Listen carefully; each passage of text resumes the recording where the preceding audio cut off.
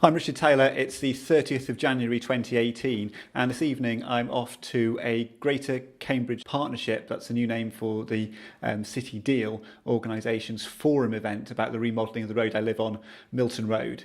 Now, this is a meeting of all the local councillors on the road, and they've co-opted 3 residents association members onto the forum as well. Now, it's really challenging to film and report and participate in this meeting because its status isn't clear. It's not apparently a formal local council meeting or a formal committee of the Greater Cambridge Partnership. Quite what it is, no one knows.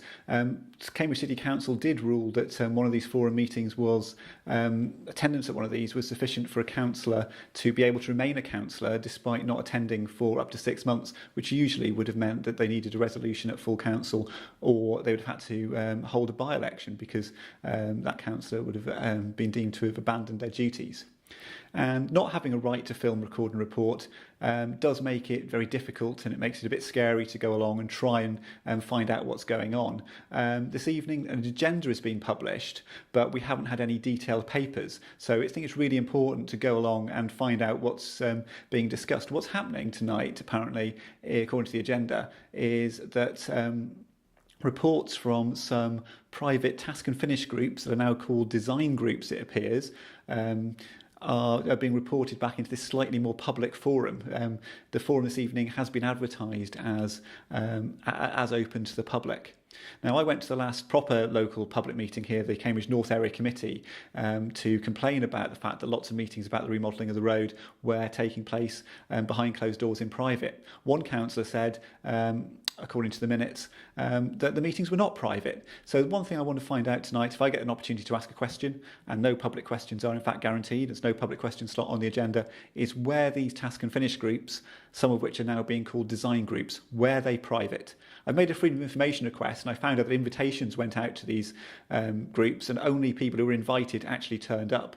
But I think I need to get something a little bit more solid, perhaps from some of the project team, just to say that these were private meetings, so that I can continue my campaigning and lobbying to hold discussions about how we do things like redesign a road in public. Meetings of our local councillors discussing these things should, in my view, be in public. I think it's quite reasonable for the project team to meet sort of individual landowners, individual shop owners and things in private. That's absolutely fine. But when our councillors come together, I think that they should be meeting in clear public meetings with published papers, so that we can all take part and have participate in our democracy.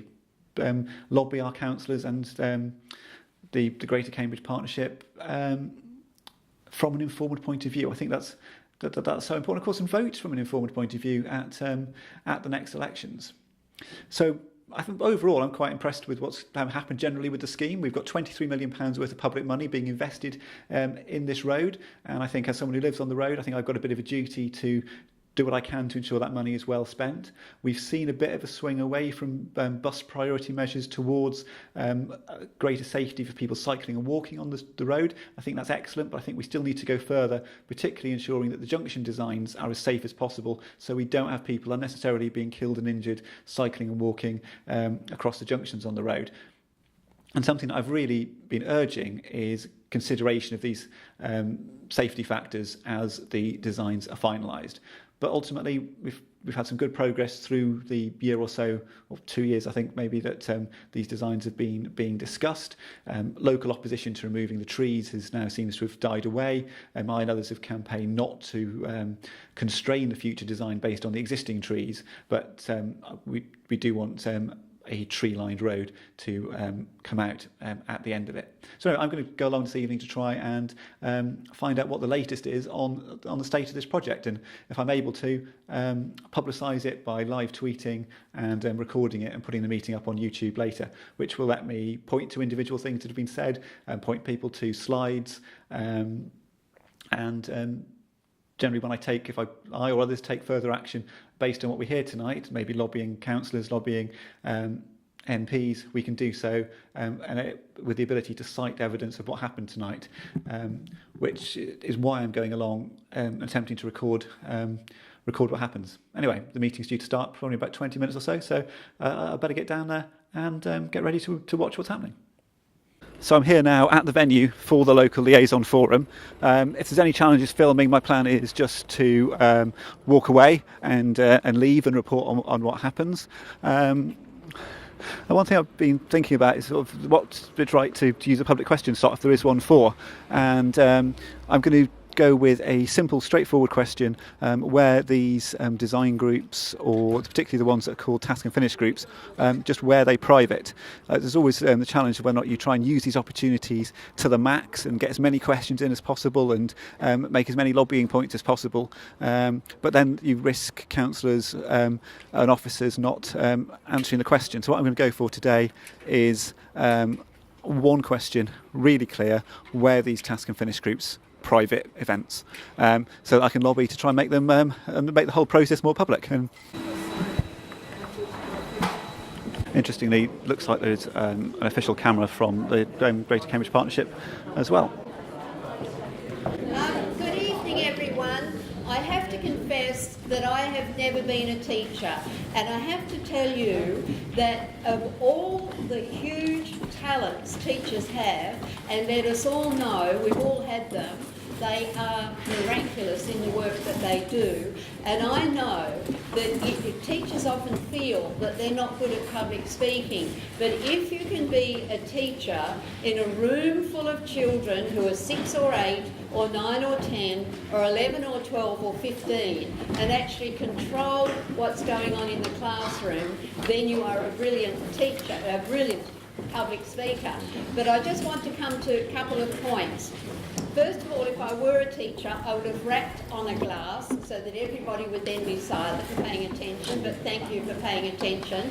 Secondly, unfortunately, we do not have a microphone, but Neil Milton, who's just walking up the back, yes, will stand in a position and he can move this on without having to be right up here, so that we hope that you all will be able to hear what Neil is saying, because Neil will be imparting to us the most important information that we will receive this evening. I should really have welcomed everybody, and I've always wanted to do this. If there is an emergency that we trust there will not be, then please remove that way, not that way, in removing from the room. Secondly, in terms of where the loos are, if one proceeds down out these doors, turns to the left and then immediately to the left again, there is a series of loos actually within a door, and the door is unlocked. There is another door in the corridor that is locked. So go down that way to the left and then immediately to the left, and you will find, as they call it, the facilities or the loos or the lavatories. So I'm Jocelyn Scott, the chair of the local liaison forum that is here this evening, and I am the county councillor for Arbury, and I will now ask those others who are here with me on this table to introduce themselves as members of the local liaison forum. So perhaps if we start with Ian. Ian Manning, County Council for Chesterton. Claire Richards, County Council, the Council Ward. Elisa Moschini, County Councillor from Sedges. Suzanne Austin, City Councillor, West Chesterton. Michael Bond, Resident Association Representative, Old Chesterton. Councillor Jerry Bird for East Chesterton and also the Vice Chair of the LLF. Charles Nisbet, Chair of Milton Road Residents. Michael Page, Chair of Hurst Park Estate Residents Association. Now we have two here. Perhaps if Ronnie Clark, Councillor Kingsley. I'll sit back here so you can see the pictures better. Councillor Price, Chair of the Greater Cambridge Partnership Assembly, not actually a member of the LLF, but I am here to listen. Kevin was originally a member of the LF, but apparently there's been a view that it's preferable not to have members of the Assembly on the local liaison forum, so he's now sitting here in the front. Right. Now, we have minutes of the last meeting, which I received a copy of. and I trust that other members of the Local Liaison Forum have received them. And are we able to affirm the minutes as a correct record of the last meeting? Yes, good. So that's that. Now, my update. What I would like to say is this.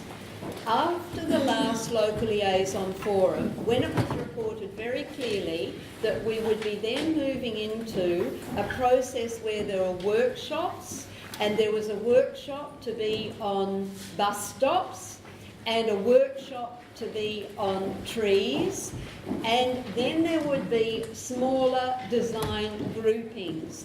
And if one goes back and reads the minutes of that last meeting, I, at the end of the meeting, made a very clear announcement that any one of us who wished to participate in the workshops or the design groupings were to put their names and contact details on forms which were up at the back of the board. Now, as I recollect it, one person did put a name on the form and came up and gave it to me, and I passed it on. And the process that we had used in the past was that, as well as if people got in touch with me as the chair of the Local Liaison Forum, then I would organise it in conjunction with the officers so that they could participate.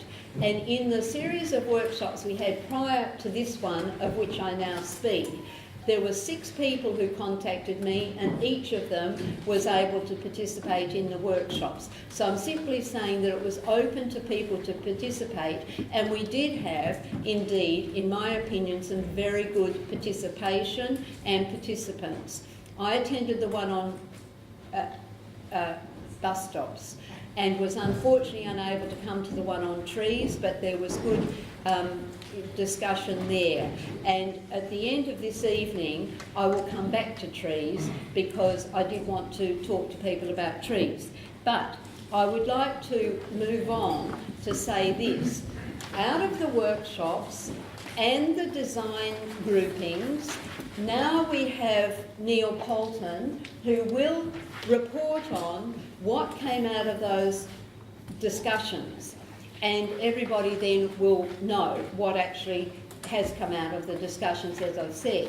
And something I must say that is really, in my opinion, extremely important is this. As a consequence of those workshops and design grouping discussions, Milton Road project is not proceeding as quickly as was originally intended, because those workshops and design groupings and the participation of the residents and councillors and others who were there has led to a conclusion on the part of Paul Vanderbolt, who is the head of this project, that more time needed to be had for more modelling and more investigation as a direct consequence of what came out of the workshops and design groupings. And I hope everybody will therefore understand that the delay is a positive one, because the delay means that what we were all saying through our representatives, the residents' associations and so forth, had such an impact on those running the design and behind and having to make the design that would go to the Assembly and the Board, were so convinced and persuaded by the issues that were raised that they have come to the conclusion that they need to do more modelling on various aspects. So no further will I say, no more will I say, except to hand over to Neil Polton to welcome Anna Bradnam, who is a county councillor and who is from the Milton division, and to say that after the officer presentation there will be time for discussion, but we do have to be out of the building by 8. So if we can draw everything to a conclusion by 8 o'clock, that would be a very sensible and wise idea. So now over to Neil, who, as I said, Paul, I beg your pardon, Paul Vanderbolt would like to say something also as the head of the project. And to introduce the person who is replacing Chris. Yep. Chris Tunstall, who was the person that was the overall project manager. So over to Paul van der Walt. Thanks, Jocelyn. I think you've taken my first few slides, so that's sorry. great. Saved a bit of time there. Firstly, welcome to everyone. Thank you for coming. And also thank you to those who participated in the workshops and the design groups that we had. The participation was really welcome and some really good ideas were put forward. So the first thing I want to do is just to introduce Peter Blake, who has come on board with the Greater Cambridge Partnership and will be replacing Chris Tunstall, who is shortly to leave. Chris was always in an interim position, but Peter has come on as full-time. So Peter Blake. Hello. You'll be seeing Peter more often, I guess, in the future. So I've got the objectives up there, but I think everyone's seen the objectives many times now, so quickly pass on that. As Jocelyn said,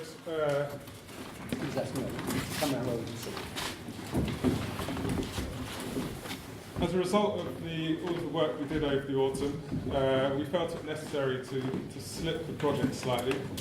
Obviously, I've presented here the kind of the programme going forward.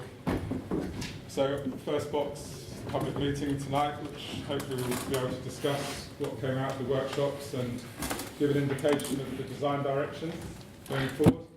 And then we've got quite a long period from February to May to actually do a lot of the design work, and that will include modelling and drawing up the designs, working with safety, working with the signals teams, and then also coming up with the outline business case. In June, we proposed to hold another public meeting, and that will be a stakeholder meeting to go over the preliminary design that we've worked up to present to the board. And then in July, which is the next opportunity to go to the board after March, when we originally planned, we'll take the preliminary design to the Assembly and Board. And what we'll be doing then is asking them to approve the design and approve it to go out to public consultation, which will currently programmed to take place beginning in September, so after the summer holidays. So through this period, of course, there'll be plenty of opportunity to contribute and to put ideas in. Obviously, through the detailed design and strategic outline business case phase, we're looking for the consultants to really press on and they'll be doing a lot of work to get to the stage where we can actually present something. So what have we been doing over the autumn? I've moved the first point is the assessment of two-way cycling, and I've moved that to the top because I want to cover that first, because it demonstrates a new design direction that we are taking forward, which slightly differs from the final concept that was agreed by the board. We obviously undertook all the workshops, which Jocelyn has just mentioned, bus stops, trees. We had some design meetings, so consultant design meetings, which included signals, safety, cycling team, and we also took the opportunity to invite members of the Residents Association and a few members of the LLF to those meetings. I've had individual discussions with all the shop owners at Arby Road to try and see if they're enthusiastic about us doing some design work in what is currently the parking area, stroke cafe, cycle parking. It's a bit of a mess in that area at the moment, so we've proposed for this project to do some works there to maybe improve it. I've also been to the cycle forum to discuss with them ideas on the cycleways and various officer meetings. So in terms of developing the final concept, one thing that we have done is a full assessment of the two-way cycling provision that was originally proposed to go from Asham Road all the way up to Ramsden Square. The two-way cycling was an idea that came through previous discussions, previous workshops, and The main reason for it was to facilitate movements of children to school. So a lot of the schools are on that side of the road, and a lot of the residents live on that side, and there's a lot of movement back and forth from the school during those periods of the day on that side of the road. And currently, you have a large shared use footpath. So, in taking forward this idea, we also looked at actually extending that two-way cycleway all the way along Milton Road, and perhaps not having a cycleway on the inbound side of the road. And that led us into a kind of a small project basically to assess whether that was actually a feasible idea and whether we could take that forward. But what came out of that was some significant issues that we had in designing the crossings over all of the side roads. So with the two-way cycleway, it was very hard to provide Copenhagen-style crossings, and Neil will cover some of the reasons for that later. So, as I said, this has led us to a slight variation of the final concept. So what we're proposing is that actually the lengths of the two-way cycleway that we originally proposed, we will actually provide one-way cycleway, but we will have a wider footpath, a 3-metre footway. Instead of having 3 metres of cycle path, both directions, and a 2-metre footpath, we will have 3 metres footpath and a unidirectional cycleway outbound, and then on the other side of the road we'll have a 2-metre cycleway most of the way on the inbound side of the road. So that means that any contraflow cyclists using the shared path will be required to give way at all of the side road crossings, which will be a much safer option, and Neil would also just explain why that is. So I'm going to hand over to Neil now, and he's going to go through some of the issues that I've raised there, and also he's going to work through some of the workshops, and then he's going to hand back to me to cover the trees and cover the parking issues around the shops. Yeah. So, thank you, Paul. So my name is Neil Milton. People that don't know me, I am project manager for WSP site, so the consultant assisting Paul in this work. As Paul said, we've had a number of workshops, we've had a number of design meetings, but key of this really in terms of what came for the going forward with the design direction is what we were doing with cycling. So we know we'd heard lots of people's views on this, and we knew that two-way cycling was very important for protecting children on that section of Milton Road. And we thought, that's great, why don't we extend that the whole length of Milton Road, and then we'll have that whole, maybe a cycle highway, a super cycle highway we can have along there. So we started really looking into it in depth to see if that was achievable. We came across a number of key issues which have ultimately led us to the path we are now, which we think, as with a lot of things on this scheme, is a compromise in between lots of different land uses, but I think we feel this is the safer option, while still providing that more space on that side of the road to enable school children and families to move around during those peak periods of the day when they're moving to and from school. So to demonstrate this, I hope I can do this with what I've got up there. Maybe can we take some of the lights out the front at all, or is that possible? Just to make it a bit easier to see.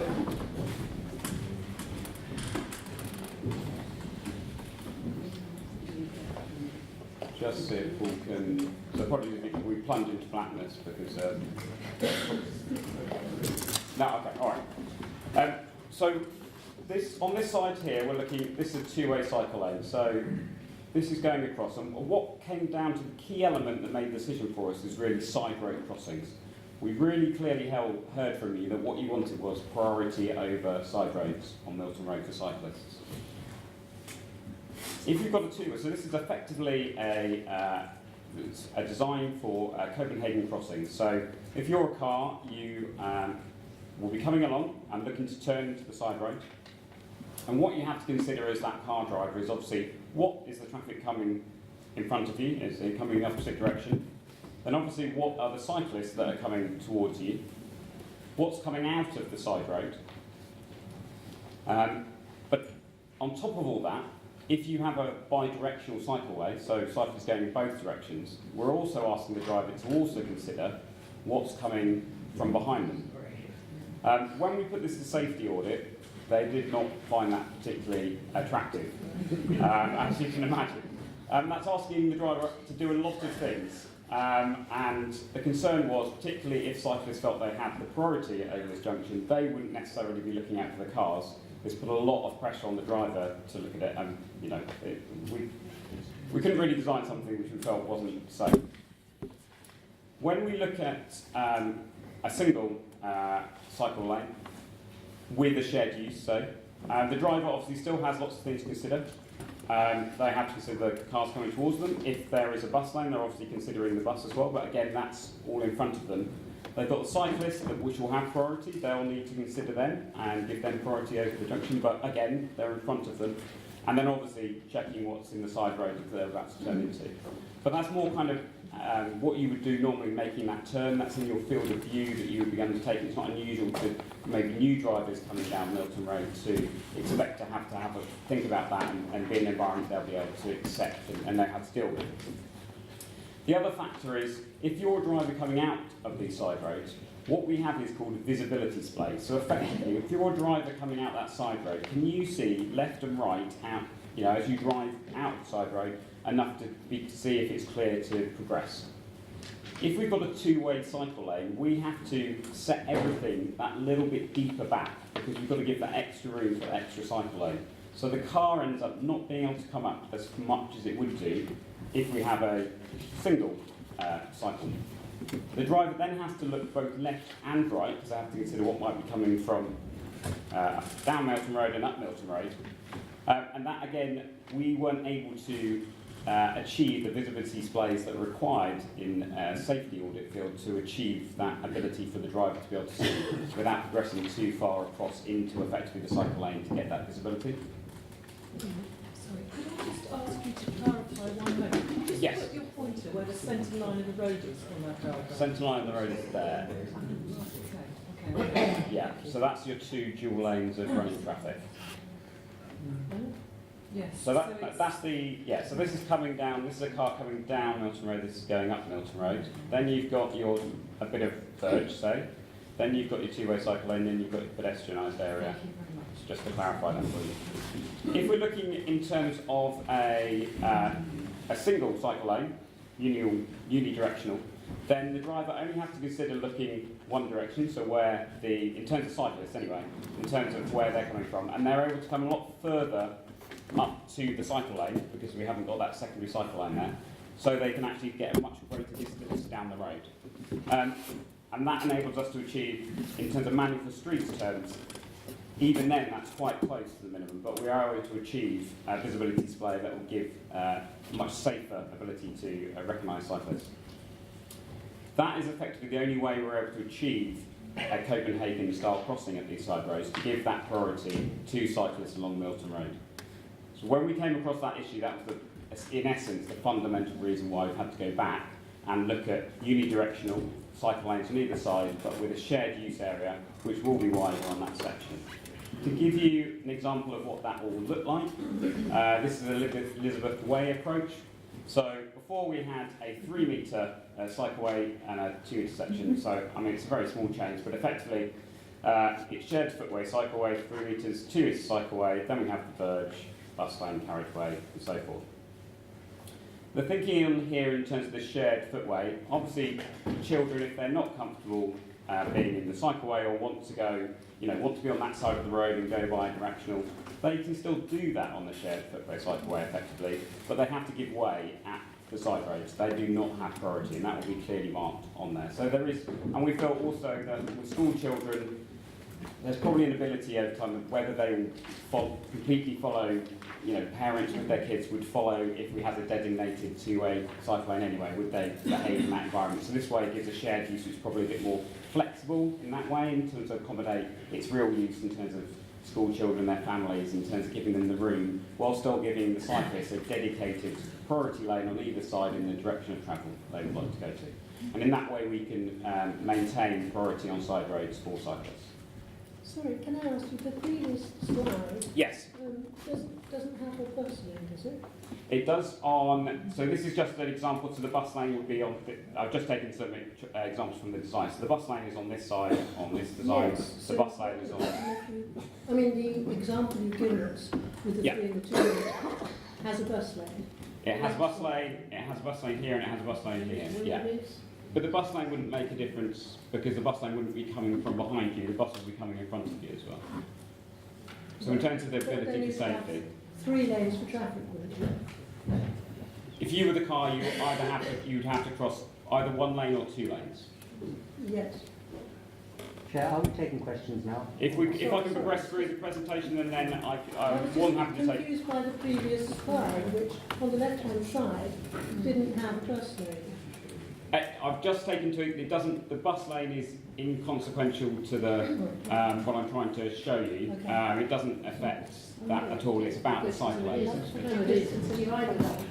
Let's just stop. Could we just stop and allow Neil Poulton to continue? And if we save up our questions for the end, it means that he'll be able to get through the presentation. And because there's a big long list of presentation, and I think we all want to know. There's quite a lot of information I need to get through to you, so Yeah. I'm more than happy as always to take questions at the end.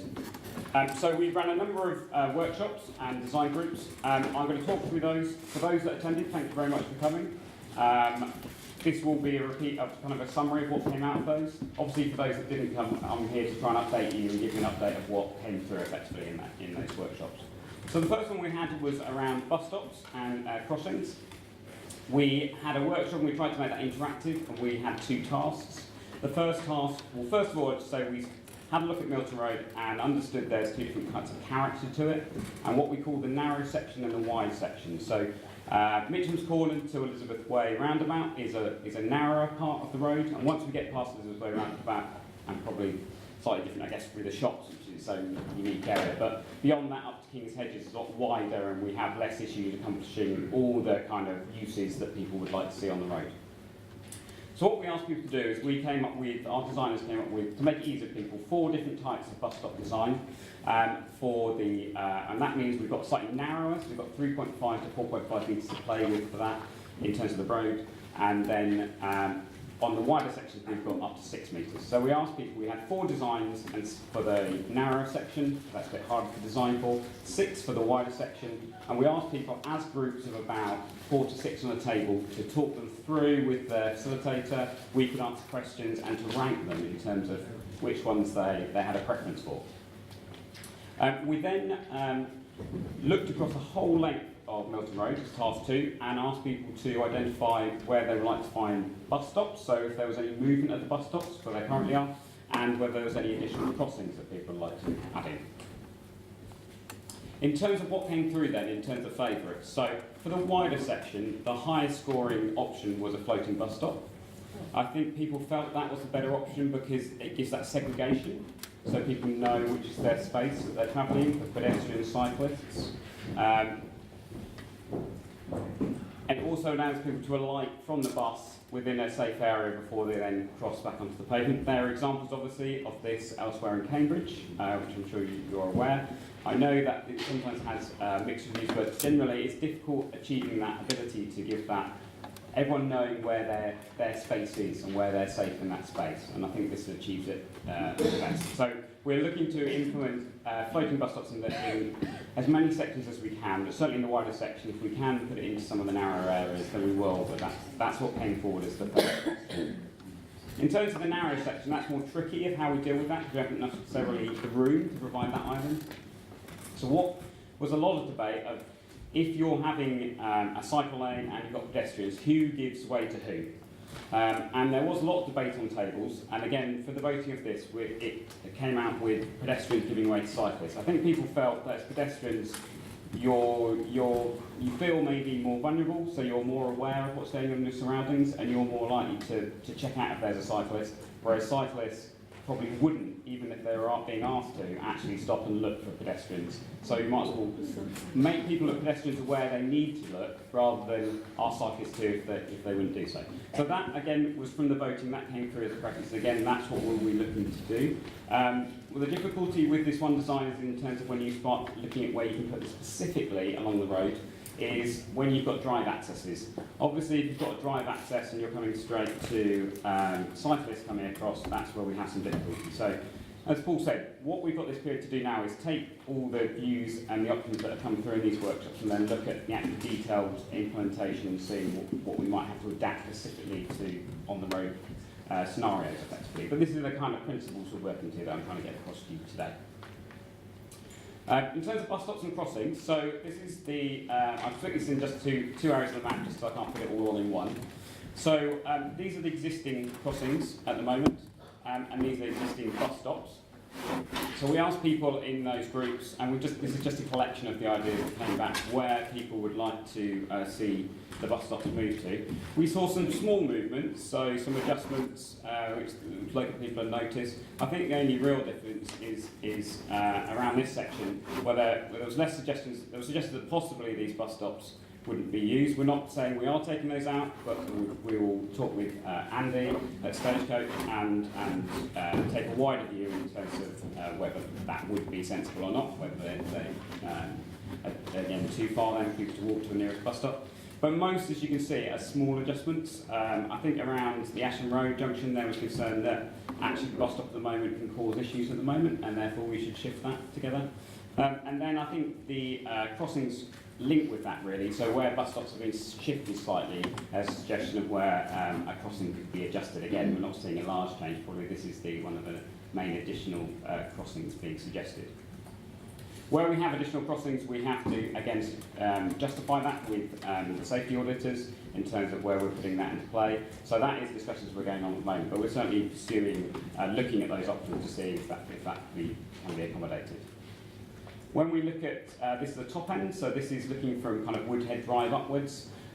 These are again the existing crossings, these are the existing bus stops, and really we didn't see any other real changes to what was there other than small tweaks. So that's what we're progressing with at the moment in terms of those. I'll just pass you back to, because you probably just make it a bit more varied than hearing me the entire time. We're going to pass you over to Paul, who took through the trees workshop, which was the second workshop that we had come to. Thank you, Neil. So yeah, going on to the trees workshop, trees and landscaping. Again, we split the road up into two sections, the narrow and the wider section, similar to how Neil's just explained. We worked with the City Council tree officers and landscape architect Diana and Kenny, who basically, before the workshop, came up with a palette of trees for the two sections of the road, the narrow section and the wider section. And obviously the trees for the narrow section were smaller trees that would fit within that section. The trees for the wider section were larger trees. So within the workshop, again, we asked people's views on the two palettes that were put forward. Actually, we had three palettes. We had a landmark tree selection for use within the landscape area of the workshop. So you can't really see, but we had flowering cherry, we had a flowering pear in the narrow section, we had some birch and an alder. And in the broad tree selection, we had 3 species of lime, which will vary slightly, and we had a tulip tree, which is a flowering tree. So in terms of the summary, so for the wide sections, of the palette that was provided, the tulip tree came out on top by quite a long way. I assume because it's a flowering tree, and having spoken to a number of people, residents and Residents Association, I think one of the desires for a lot of people on the road is to have a flowering tree, or have flowering trees along the road. Silver lime is the next popular choice. To be honest, the 3 species of lime were fairly similar. They had some different characteristics, but some interesting characteristics that were different. Again, they are flowering, although the flowers are quite small. I think the biggest aspect of the lime is that they have some really good colours in the autumn. On the narrow sections, the ornamental pear was the most popular choice. It actually beat the flowering cherry by a little way. And then grey alder and Himalayan birch. And the Himalayan birch, I had a look at it and I thought, I wasn't so sure about that as a course of tree myself personally. But actually, some of the birch trees that were provided in the palette, if you actually see them on the ground, some of them got some quite distinct characteristics. And I think Jocelyn's going to come back and talk about the trees later, so I'll leave that to you, Jocelyn. Someone talk about it now? No, I'll get it. So in terms of the landscape areas, there's always been a trend to look at these areas on Milton Road and perhaps provide some landscaping features, working with landscape design, parks, for example. Obviously, I've mentioned already regenerating the area by the shops.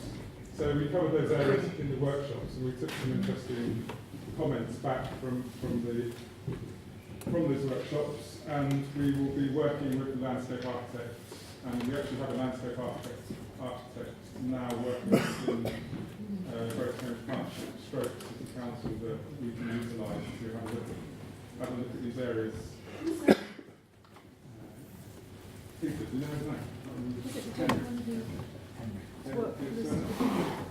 No, Kieran Perkins. So Kieran Perkins from Fifth Studio was originally advising, because So his name's Henry, I can't remember his last name. but this is a new appointment. Just started this week. Obviously, I'm still in touch with Kieran Perkins, and still looking to bring him in, to provide some independent advice to him. And I still regularly talk to him, regarding these issues. So it's just a quick picture showing some of the landscape areas. One of those was Woodhead Drive. So Woodhead Drive is currently very wide opening. We're looking to narrow that down and obviously utilise the space when we do narrow that down. We can provide a landscape area within there, probably with trees. Yeah, I mean, all those areas, the library, obviously, the council's doing the same development at the moment, so we're working with them in terms of how that comes forward. As shops, as Paul said, there's been liaison with shopkeepers to try and understand what they would like, because that's private land, so that's not necessarily in the control of the council, but we need to accommodate rights of way that are there, and Paul will talk through that in a bit. And also, I need to give accesses. Where there's access already, we need to maintain those, so that will affect the design in that section. And we're just we're looking at whether we can minimise some of those, because if we're obviously having a lot of drop curbs and a lot of accesses, that really kind of breaks up any continuity in necessarily the design we do. And finally, it was Golden Hind, which has obviously got those wider sections on the corner, and we're looking to narrow that junction again, and that should give some space that we can use for other uses. So I think these discussions are really good. It's just generating ideas. I think when we first put it in front of people are a bit like, oh, what do I do with this? But then we've got some really good discussions going on in the groups and some really good, interesting ideas coming forward, which we've been forming a group with Kieran involved and this new chap Henry, and talking that through and thinking out some ideas that can come forward as part of a, wide view, rather than just what's going on the road, staying on the edges of it as well. Cool. The next one we did was a design group, and so we'd obviously knew what we were going to do with Elizabeth Way Roundabout, was the final concept, but we had a number of issues that we needed to deal with, and particularly we wanted to have some representative of some residents from this area, and the LLF, and get our designers, safety auditors, signals engineers to have a look. This junction is particularly dear to the signal engineers' hearts, because as you're probably aware, Adam Brooks Roundabout has had a lot of works on, and that's to improve pedestrian cycling, and that has obviously affected traffic. And I think a lot of the times when improvements are made, or works are stopped for some time for improvements, people assume that's going to improve things for cars, and that isn't always the case. And particularly on Milton Road, what we're looking to do really is improve things for cycling, walking, and public transport. So it's one of those considerations that we need to put to it. So what we did is we had a team of our engineers went out on site, and we had a look at 3 particular areas that were of concern to us. These are all accesses that go onto the roundabout, which if you were designing this scratch today, you would never kind of allow these accesses to occur. But they are here, and we need to be able to enable those people to still access their homes in the future. So this is just taken from our design software, just to kind of show you some of the work that we're doing at the moment. So what we're... so that is Highworth Avenue. This is Milton Road, and this is Elizabeth Way. What we're looking at doing now, these are what we call car tracking, so you can drive a car as if in the CAD program, as if you were driving it to see if you can undertake certain manoeuvres. What we need to be able to do is work out how these vehicles are still going to be able to operate and access their drives in a safe manner, and whilst maintaining a design that we're going forward with for Elizabeth Way roundabout. And we had our engineers went and knocked on the doors of these residents and spoke to as many as we could, and I think that they really appreciated. I don't know if many of them are in the audience today. I appreciated that having that contact. Particularly this chap's a bit of a tricky one because obviously this is the cycle and pedestrian access coming through here. Obviously these movements, he may undertake this just twice a day when he leaves to work and when he comes home, but obviously we've got to accommodate how the car gets into his drive. So these are some of the things we're not concluded at the moment, but we are having to look at just to put you in the context of it really. Other items that we're considering is obviously how the crossings work and how we maybe restrict movement. So it's not safe for anyone to be able to get into, say, this lane and then undertake the turn into their drive. We want them to have to go round and undertake that because you'd be cutting across. It's just, you know, again, safety audit brings up as a big issue. So possibly we're looking to put an island here which stops that movement. So part of it is thinking about how we provide access, but then how we do it in a measured way. So we stop it, kind of illegal manoeuvres occurring on the roundabout, so it operates in a safe and efficient manner, essentially. The other thing we looked at was what we called the narrow section, and particularly down this section, so Mitcham's Corner up to Gilbert Road. There were two key areas we wanted to look at, and we had a design group again, get people together with representatives from the LLF and residents to look at, first of all, how we deal with the shops. There's obviously parking here as shops, and how do we manage that with cyclists, and what's the best way in which we should organise cyclists, buses, pedestrians and parking going on in that area. And also in this section, we heard your views that you wanted to see trees on both sides of the road in this section, coming up to Gilbert's Road.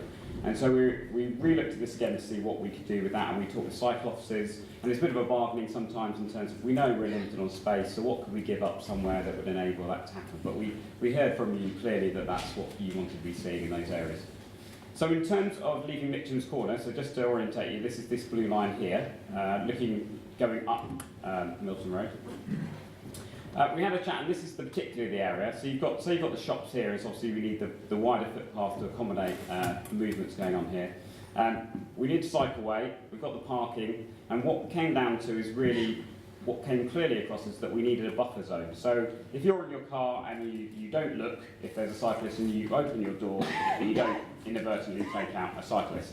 And we had some debate in the design workshop around whether that should be on the driver's side or the passenger side, where the cyclist should sit. Should the cyclists sit close to the bus lane so they had room to go, or are they safer and better off if they're on the footway side? This is what we've come to as a conclusion, effectively. So you've effectively got that footway, you've got a cycleway running next to it, which is off the carriageway. You've got that buffer zone, which will be clearly marked, so that's the stop car, passenger car doors opening, but also the cyclists have an ability, obviously, to move into the footway if they need to, if they detected that someone had opened the doors to them and it wasn't. It's in all these situations, it's trying to find the best situation within a complicated and a busy environment. We've then got the parking, and what also we heard is that we looked at the parking, and in between, and why this tree sort of is ghostly going through the middle of this car, is that we're going to have planting areas, so we'll break up the parking bays with planting areas. So it's not just a row of cars, it will help delineate the parking space and enable more greenery to occur on the road. If we go up to Gilbert's Road, so this is just before Gilbert's Road, and this is where we're desperately trying to find some ability to fit in some trees on this side of the road so we can balance out on both sides. To be able to do that, what we've done is we've had to reduce the cycleway, so that's down to 1.5 instead of 2 metres in that short section. And I think when we look at these, it's difficult when we sometimes look at a cross section. Obviously the widths vary all along the road, so what we try and show you on these is kind of an average or in a specific situation. So we're trying, as Paul said, to maintain a 2 metre cycleway as much as we can, but obviously there might be small pinch points where we need to take it in when the reasoning's there. Normally we'd like a 1.5 verge, but talking with Kenny and working with the arborists, that they're quite happy that if we have a route system, so if we have a route system that enables routing to go, kind of much wider than the 1 metres underneath, you can get a lot of these very specialist planting systems that come through now, very clever, then we could narrow that, but it would need to be hard landscaping. So you'd have the trees, but what we've said is we didn't want to have a verge when it got less than 1.5, just for the maintenance of it, how it will be maintained, that it wouldn't turn it into... so when we get into these smaller... Again, these are smaller sections where there will be a bit of a change. We're looking at hard landscape, but the trees will be put in there where they weren't there before. Can I just does this assume that on that Could side of the road... sorry, could you mention to the... Okay, yeah, sure. I'll just pass you back to Paul so you don't get tired of my voice. Just to look at Mitchell's Corner, which is another challenge we've been having to look at in terms of how we match our scheme into what might come forward in Mitchell's Corner, which is being promoted initially by the City Council rather than the Council. So Mitchell's Corner, this image is taken from the Cambridge City Supplementary Planning Document, which now exists in Mitchell's Corner. You can find it on the city website. You can just type in Mitchell's Corner SPD or Supplementary Planning Document, and you'll find the whole document. And that document sets out the vision for this area. And the vision for the area is to basically turn it into a much nicer, calmer, kind of shopping area. Shopping stroke residential, because there's quite a lot of residential around Mitchell's Corner. But just to basically calm it in terms of the traffic. To make a sense of space there and a sense of place. And to make it a place where people want to go. One of the ideas that is set out there in the SVD is an idea to remove the gyratory. So the current gyratory system in there, one of the positive aspects of the gyratory is it handles traffic quite well, but it also has some negatives in that the cars tend to move around it quite fast. There isn't really any great cycling provision around that whole area, and pedestrians, it's quite difficult to cross. So the SVD sets out this vision. The Greater Cambridge Partnership is actually considering now, if we take this forward as a project, and part of my remit is actually to put together start up the project basically and take it to the executive board as a project to see if they want to if we can basically invest in this project as part of the future investment strategy. So in the meantime, Milton Road, what we need to do, what became clear from the workshop, the design group meeting we had, was that we need to concentrate on the area that I've put the arrow on, the circled area, which is where we basically enter from Milton Road into Mitchell's Corner. And the key consideration there is how do we enable the cyclists to safely get onto Mitchell's Corner, which is the case now, but how can we actually improve that? So one of the things that we're going to do is to look to see if we can improve the situation there, whether that means that we have to extend our project slightly and do some temporary works in Mitchell's Corner, maybe in terms of the crossing there. I'm not quite sure yet, but we will look at this area and decide how our scheme best fits with what's currently there, and put in a mitigation package that allows safe passage for both pedestrian cyclists and also obviously cars and buses into the current scheme, but also which allows us to then look at changes to the scheme in whole. Could you explain what the squares and the circles are? Could we wait till the end? I can quickly explain. I mean, the circle is current gyratory, which is proposed would no longer be part of the main route through Mitchell's Corner. So they would, in essence, become side roads. The squares are the kind of the proposed new route through that area. So as you can see, Milton Road would come straight through to Chesterton Road, and Victoria Road likewise would come straight through to Chesterton Road, and there would be 3 junctions along Chesterton Road. The tricky thing with Mitchell's Corner is it works particularly well for traffic. And not many people get really stuck around Mitchell's Corner, so it works well for as a gyrator in kind of moving traffic around. It's not particularly a nice environment to try and cross on a bike or as a pedestrian. What the SPD sets out is an aspiration to try and make that a better sense of place, give it a sense of community, but obviously, if you take that ability for it to move traffic around in that way, then there might be knock-on effects from that in terms of will that traffic go elsewhere, will it create big queues? There's quite a lot of work to be done to see. So the SPD sets out an aspiration. There's quite a lot of work to be done now to see what is actually achievable in terms of turning that into reality. But what we needed to do was be able to consider that and how ours links into that. And we've agreed that we'll work down up to the edge of Mitcham's Corner and we'll look at, as Paul said, to redo the crossings to make sure there's continuity of the cycle accesses. But obviously Paul's launching that as a separate project in itself. We've had consideration of that in the modelling because in some ways actually putting this forward actually stops some traffic getting onto Milton Road in the peak. So we've had to factor that into some of the modelling. So that's made the modelling a little bit more complicated, and that's kind of in their sensitivity testing. So we test if that happened and if that didn't happen and how that affects things in terms of along Milton Road.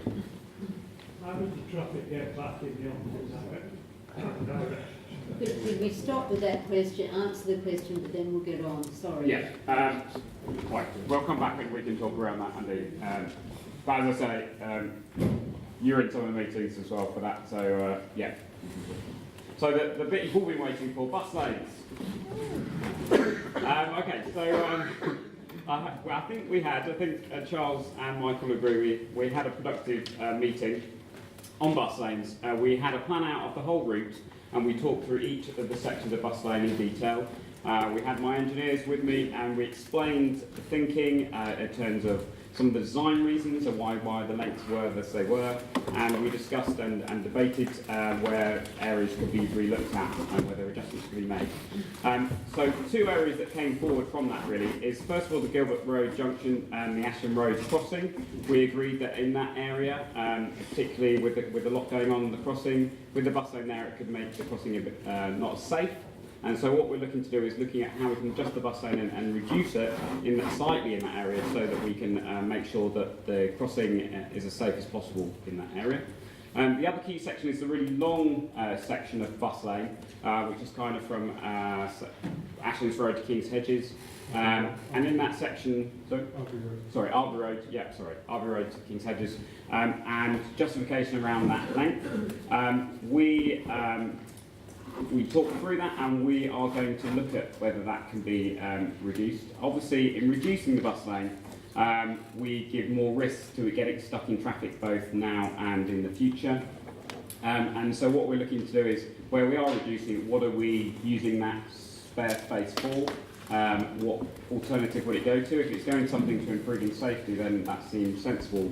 If we're doing it in other areas, what are we putting in its place? And we have to weigh up those different options and see which comes forward. But we've agreed we will look at that and we'll see if there are reductions can be made on that section. We also talked around camera-controlled enforcement and whether that was supporting it, and it strongly was in the group. I think that's the only way to really get make sure that the bus lane is used as it's intended and stop people obviously blocking it by parking it during the peak periods when the buses need to get through it. That will be, I don't know if you've seen them on roads like Hills Road. The cameras now you'd be lucky to spot them. They're attached to other street furniture on the lamppost, so they're not like a big speed camera sat on the side there. They are, kind of well hidden. They'll be signed to obviously make that available. We also talked with the signals team in that meeting about looking at bus gates. So is it on, what's the road? Newmarket Road. If you drive along there when you're going past B&Q, and there's an ability where you can see the bus comes down one side and then you've got separate traffic lights for the bus so you can get a jump ahead. So that's what we were initially looking at whether we could put those along Milton Road to give a priority for buses. But the signals team we talked through weren't in favour of those from their other experience of implementing them elsewhere, and would rather we gave priority at the junctions. There'll be a detection device on the buses, so as the bus came up to the junction, if it's signalled, it would detect the bus and then leave a longer green time potentially for it to run through, or bring the green time up quicker, the green light to enable it to move faster. And they think that's more efficient and tidier to have in the built environment. So we're looking to go forward with that idea. We also talked around loading restrictions. What we've said in terms of all this coming forward is, and the residents themselves have raised this to us, you know, where do people park for deliveries, etc. If we're taking away some of the parking that's there on the side of the road at the moment to use that space for other uses. So what we talked around was whether we had restricted parking, loading, so stopping and loading, whether we had restricted just in the peak hours, and then outside of that, people had the ability, or you know, your Amazon delivery drivers could stop in the bus lane and drop outside of the peak, as you know, so they can't park there for a long part of time. They have to be loading and unloading and doing it, but it would give that ability. Or whether it was 24-hour loading ban, and therefore it was only for bus use, and it probably would be taxis unless there was a general change. So that is being considered in more detail. There wasn't necessarily consensus that came through on that. I mean, it'd be interesting to see what people feel about that.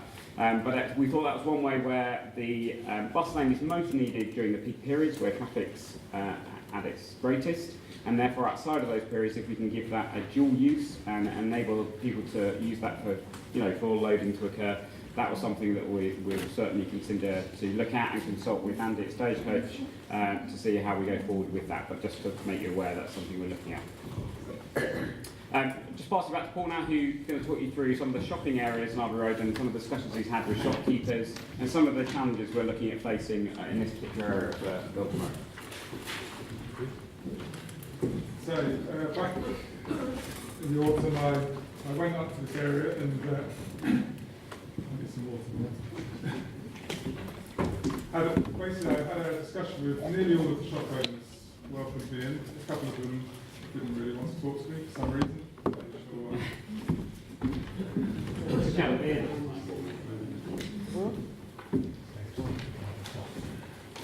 And it was actually really interesting discussing some of the issues with them. And also interesting to find out about some of the feuds that were going on between them. There's a reason why a few of them have put bollards up to protect their individual spaces. But in general, most of them are, you know, wanting to kind of engage with me, and were quite enthusiastic about us maybe doing something, if we could do anything in the area, is what most of them said. Some of the issues that were kind of raised, so where you see the long red arrows, these all indicate where access is needed to get to the rear of the property, or in the case of the carpet shop, where access is needed to actually get to his workshop where he unloads the big lorries with the big carpets. And it seems reasonable that the carpet shop does need that access to remain. He showed me some of the carpets that he has to unload, and they're actually quite huge, so you wouldn't be able to really carry them from the road all the way into the shop. There's issues such as how long do people park? So for some shops, people are wanting to park for a certain amount of time. For other shops like fish and chip shop, people are there for 10, 15 minutes and then they go.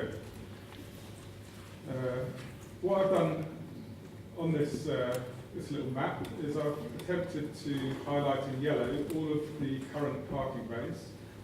The area in blue, that's the area outside the cafe where there's no real parking. So the cafe owners dedicated that space to some bicycle racks and encouraging people to sit outside. This small area here is where you've got vertical bays protected by the bollards in front of chemists and it's a hairdresser. But with those vertical bays, you obviously need quite a lot of access points, and you've got basically a long drop curve there. And then in front of the co-op, you've just got a couple of bays. You've also got a couple of bays here where there's actually space for 4 cars, but because of the layout of the bays, you can only get 2 into them without blocking people in. And then further towards Arby Road, you've got some residential properties, the accesses with the blue arrows, and then you've got a couple of interspersed shops, including the florist and the betting shop, which is again the red arrows. And then just around the corner, you've got actually an access to an office here which comes off the junction itself, over the pedestrian crossing. You sometimes see a car parked in there, and that's how we get to it. And then you've got the butchers just around the corner where there's sometimes 3 vans parked, and the kind of access is over the pavement here. And then there's a couple more shops which don't really have any parking outside. And one of the issues, let's say, is that people park on the pavement outside, blocks the pavement, and cause issues basically there. So it's an interesting area. You've also got some flooding that happens. I think it's in this area here, and maybe there's some other areas where it occasionally floods when there's heavy rain. And these are some other issues that we can look at. So what I want to do now is I want to actually talk to Neil about this. I need to sit down with the designer and actually see if there's a way that we can actually improve this. But to me it looks quite difficult. I need an expert opinion on this. The accesses, as I said before, some of the accesses are required, that's where they have to be. So actually, I was kind of originally thinking, the Histon Road front, where the cars drive in one end, they come out the other end, and that's quite neat and tidy.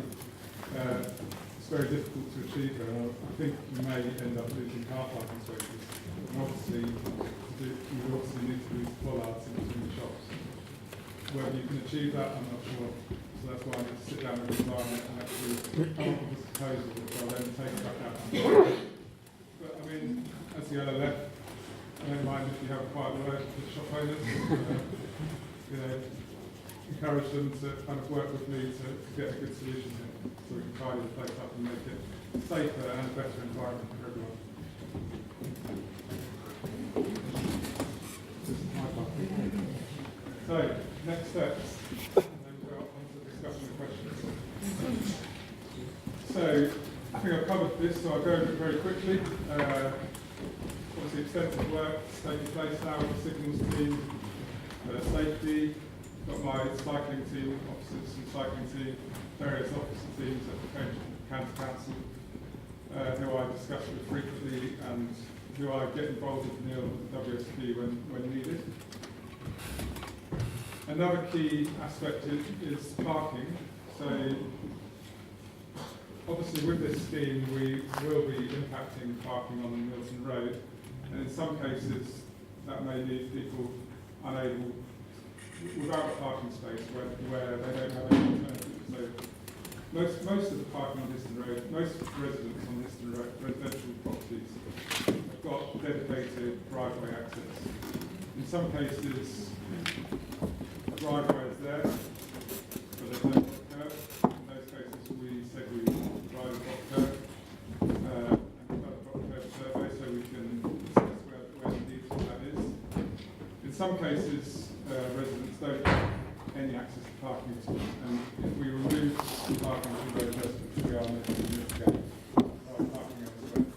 So we need to do a parking survey, which we'll undertake in the near future, and we need to set out the methodology for that and perhaps agree it with the LLF, whether I do that in a meeting or just send it out as a kind of a methodology to be agreed.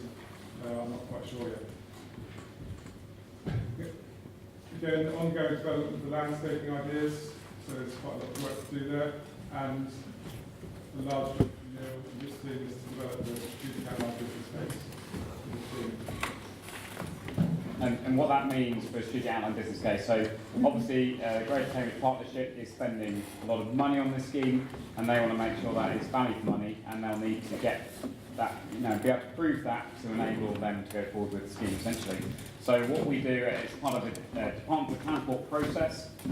So it's quite regimented in terms of how the appraisal process and what you need to produce. But effectively, we need to come up with the design as detailed as we can, have that costed, and then offset that with the benefits we think that will generate. So that will be benefits to buses, cyclists, journey time savings, etc. And there's a number of guidance that DFT has that helps you work through that complicated process of what the value of someone's life is, say for safety terms, what the value of someone's time is depending on what they're doing. And that all goes together to help put that business case together. And that all has been done with other schemes, so you can look online at the other schemes coming forward. various stages, and there's examples of strategic outline business cases there. So we'll be looking to do that, and you provide kind of an economic case, a business case, etc. So that's the kind of work that we're doing. Sorry, Paul. Just to give an explanation on that. So I set out the slides earlier on. The next few days will be sometime in June, when I hope to have a public meeting to present final preliminary design before we take it to the assembly and board. And then later on in the year, in September, a full consultation where everybody will have the chance to contribute their thoughts on that preliminary design. And then following that consultation, we'll obviously assess all of those results and work them into the final preliminary design, and then go back to the board requesting authorization to then move into the detailed design phase. Sometime hopefully in early 2019. So that's it from us. Now we've got 15 minutes for discussion. So now, thank you very much.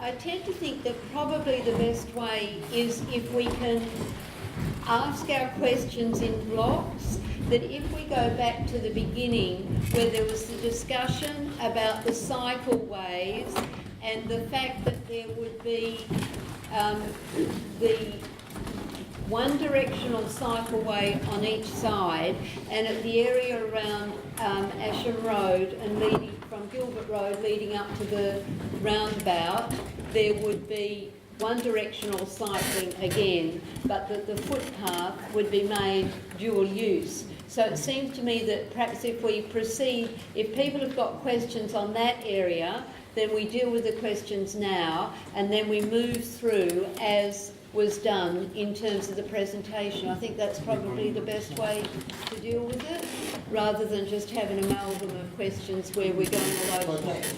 So I can see that there are...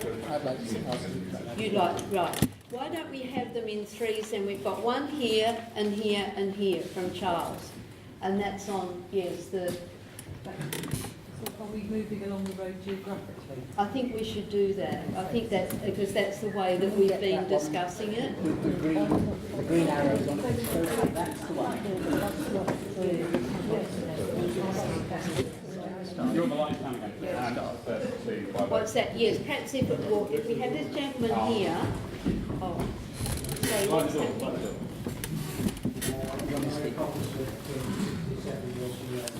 I'd like first of all to compliment everybody on the consultation process. I would be particularly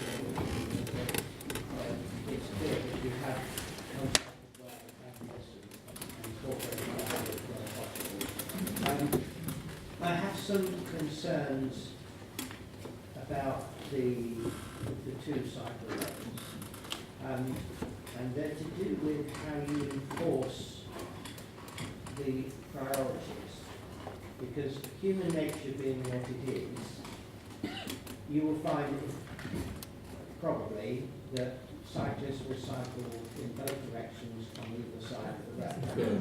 They currently cycle along the footpath on the road between Asham Road and Gilbert Road, going towards town, even though there is a joint bus and cycling.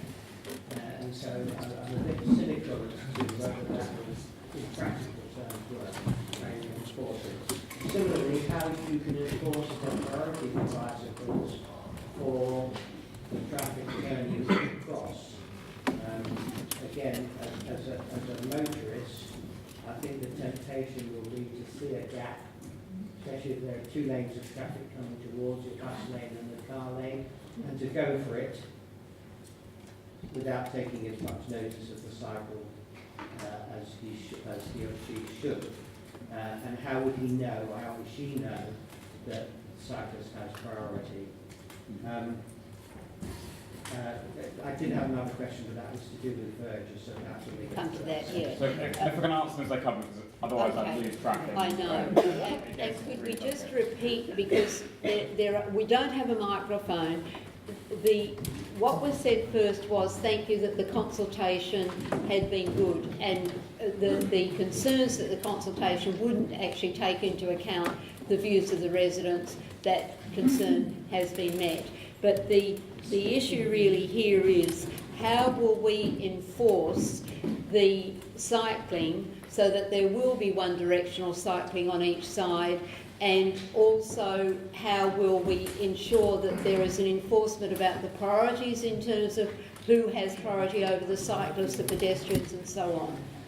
So in terms of cycling, I'm not sure, so just to be clear, we're saying we won't have two-way cycling on one side of the road, so we're unidirectional on each side. And I'm saying you probably will find... It will end up being, you're saying it'll end up being two ways.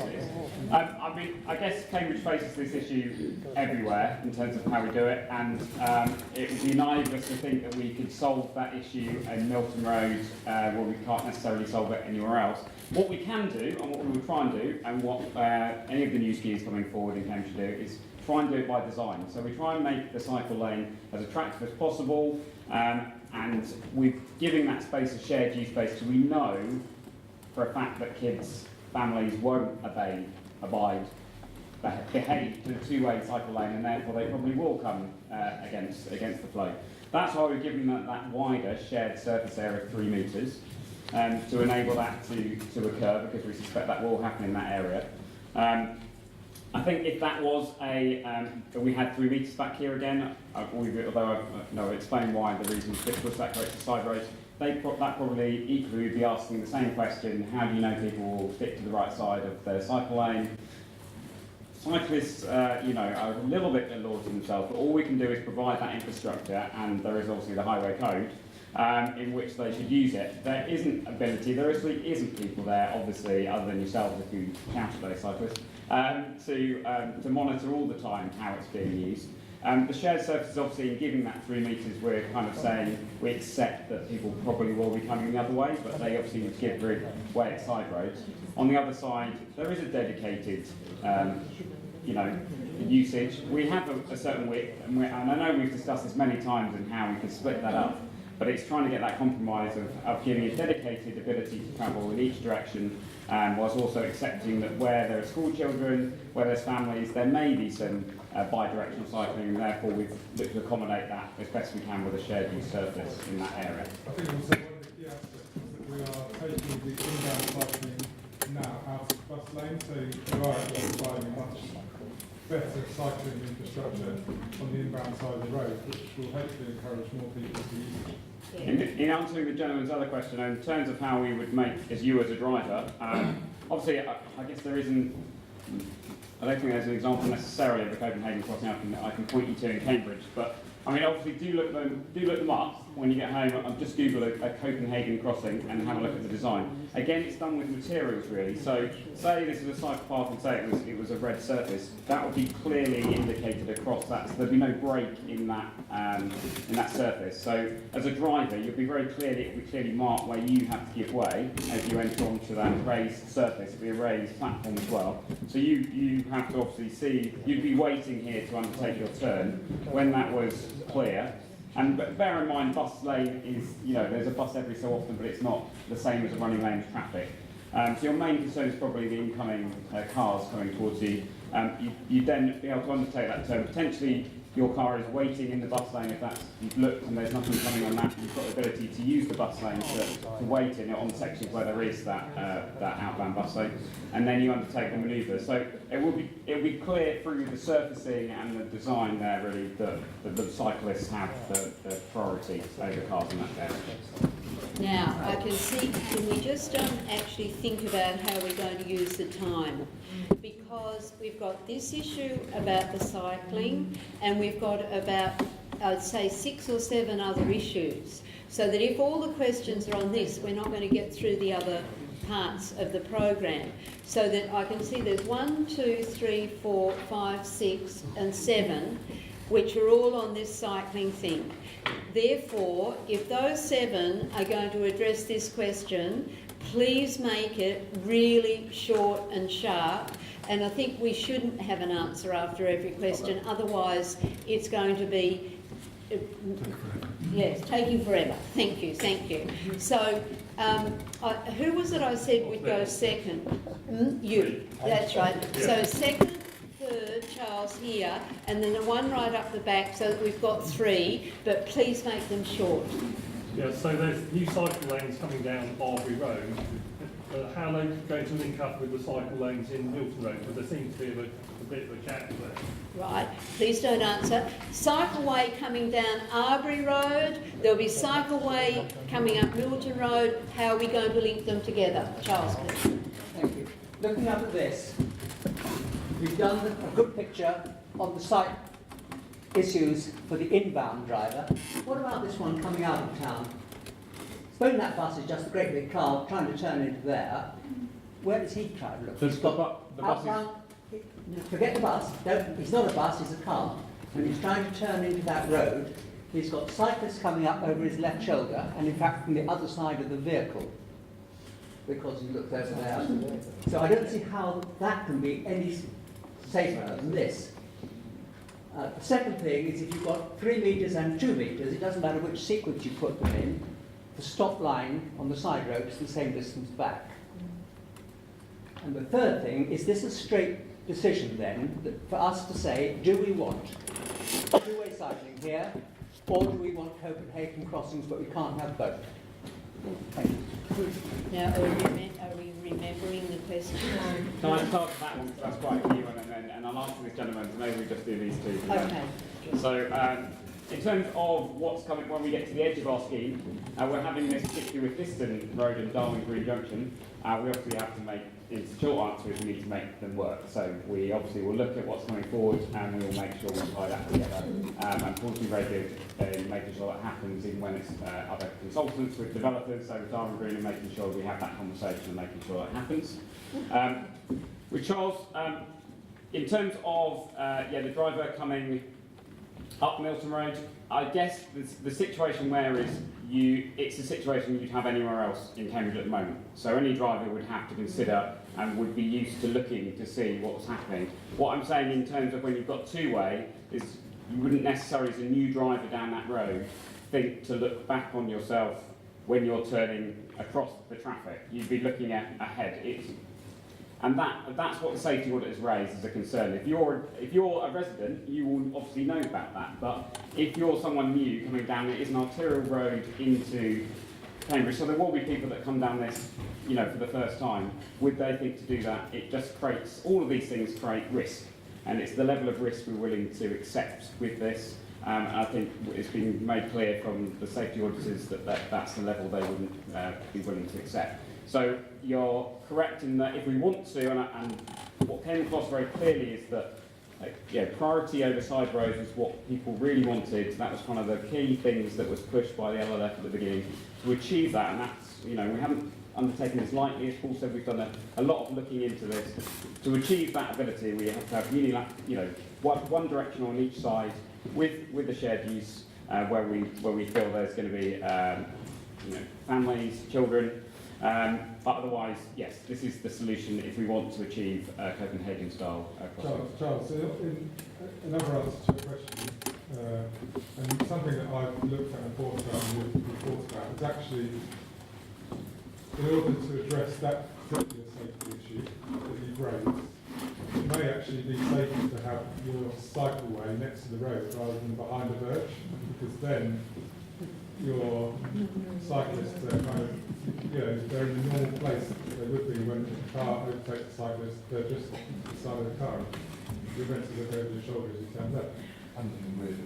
Do the pedestrians share the priority as well? Do they go along with you? The concept that we're working to have the separation of the cyclists and the car. So you're right in what you say. There is a slight risk. And car drivers do need to be aware that they need to look over their shoulder. Thank you, Paul. Thank you. Yeah.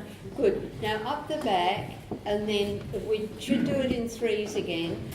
The one up the back, then here, and then there. Is it still cycling? Yes, it's still cycling. But as I've said, if we're having all these questions on cycling, we're not moving on to the other questions. So the people who are asking questions on cycling, just remember that the people who haven't asked a question will have to get priority. So if cycling's your thing, concentrate on that. But if there are other matters that you think are more important, just remember that others might have priority if they haven't asked a question. Thank you. Slightly wider question cycling, obviously you involved. Do any of the schemes involve the acquisition of land from any of the residents involved in the Oh, well, we can say no, Yeah. and that's the answer. N-O, no. Good. So, who were we? Yes. 1, 2, and then, yes, you. Sorry, I did say you. You there. And then, I'm sorry I'm not naming you. You've got a blue jumper on. I beg your pardon, I don't know your name. But yes, with the blue jumper, and then there, and then there. Yeah. Please. Thank you. Yes, yes. Sorry. So I wanted to check when you're coming out of the side road as a cyclist, if it's unidirectional, you've got a verge on the other side. How are you going to actually cross that verge to get into the unidirectional cycleway on the opposite side of the road? Right. Good. That's a very good, sharp question. Thank you. Then here, yes.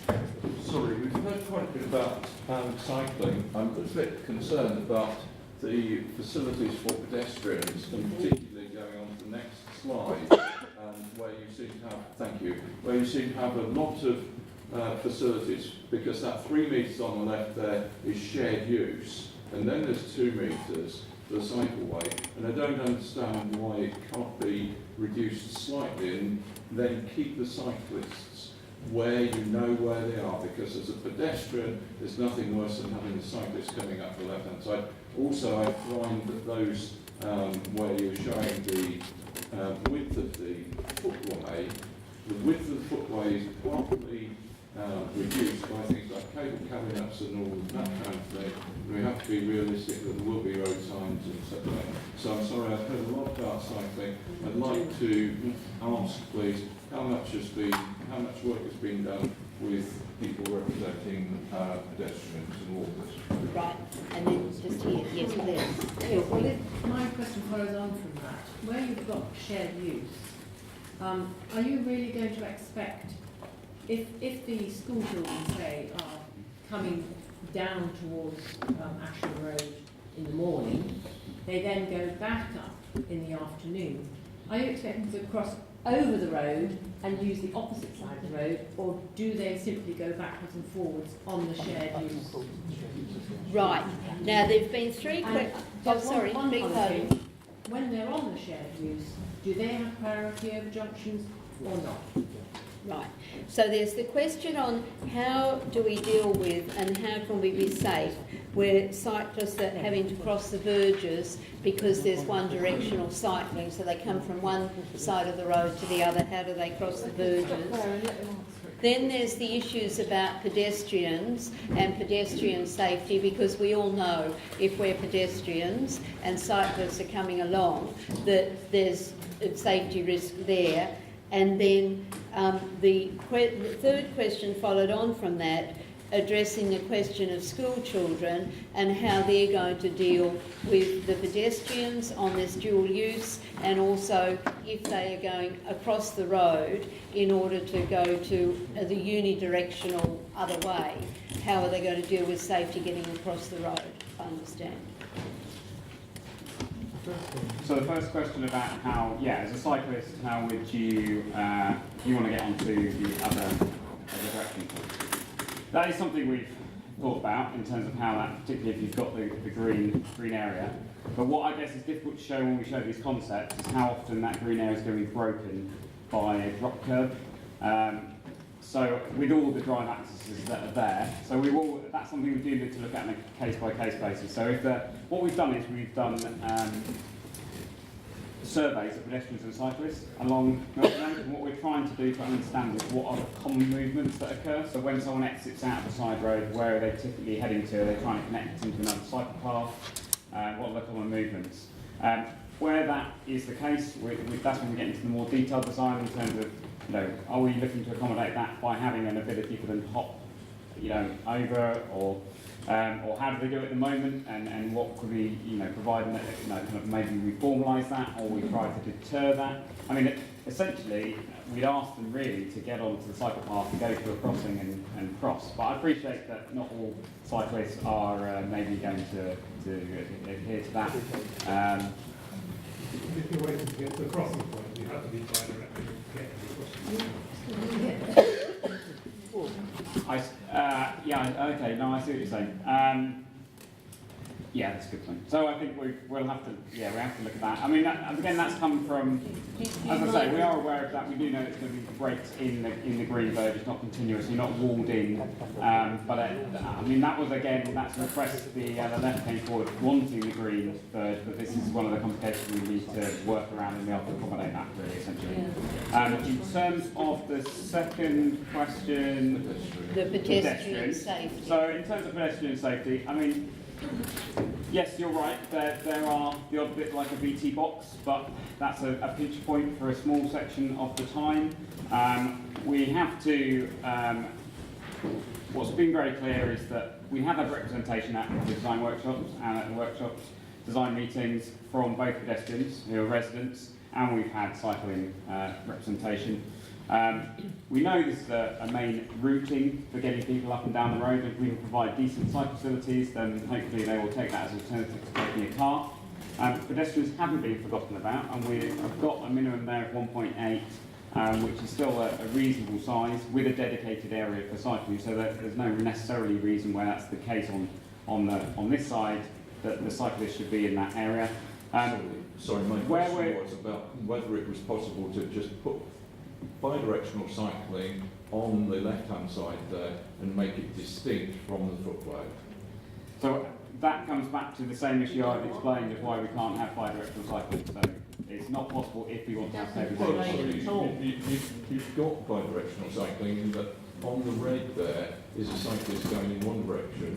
So yeah, but they don't get priority. So if they're coming the opposite direction, they don't get priority over the junction. So they would have to give way to cars crossing, whereas if you've got a dual cycle lane, you're giving priority to, so the cyclists don't end up looking. If you're coming down the other way and you know you're in a shared use area, as it is at the moment, when you get to a junction, you need to consider whether it's safe to cross that junction. If you're going with the traffic up that road in the cycle lane, the idea is that you have the priority, you know that you've got the express across those side roads, and it's everyone else that needs to consider, or the drivers need to consider your movements. That's the difference in terms of that. I mean, we're trying to accommodate the views that have come back from yourselves, or I know everyone obviously has different views, but obviously we've tried to capture those and then deliver that into, but yes, you're identifying all the different issues we have. You know, there's pro-cyclists, pro-walkers, there is some pro-bus people out there, and these one of them. And what we're trying to do is make a balance across all those uses, and it's going to be a compromise. Could we just stop? Sorry. Yes. We have 3 questions for each area, and if we've got time, go around again. Okay, good idea. Yes, Yeah. So just the last question then on this particular area, which was about the shared use and the school children and how you're going to ensure that the school children have safety and they also create safety for pedestrians and others. Again, in terms of, I guess, it's the same as anywhere else. I can't control, or we ask the parents are sensible in looking in managing the younger kids particularly. There are crossings along the road that we were looking at potentially putting additional crossings in to enable that crossing over. We know that whatever we put here, we're going to have the same issue. However we necessarily design this, it's not going to stop that same issue occurring. Whether on the shared use, you can go backwards and forwards. That's the idea. Shared uses you could do. You could go backwards and forwards. You have to give way. You have to give way. Yes, as you would. And will there be good, clear delineation between where the pedestrians walk and where the cyclists cycle? No, it's a shared use, so it will be. You won't have delineation. You won't have any delineation. Well, that is the problem at the moment.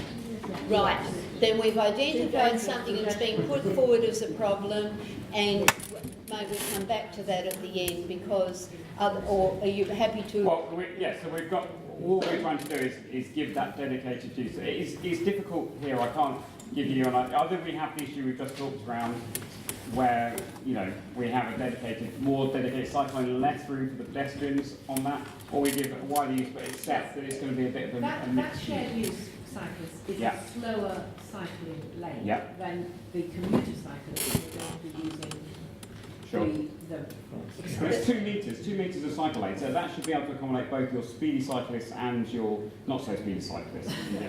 I'm talking about school children You would here. expect the school children going out in the wrong direction of the cycle lane to use the cycle lane.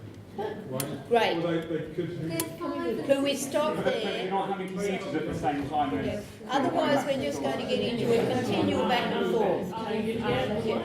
If people have particular questions that they haven't had a chance to ask or to have answered, if you contact me or come up here and get the email address, or we'll give you the email address, you can email.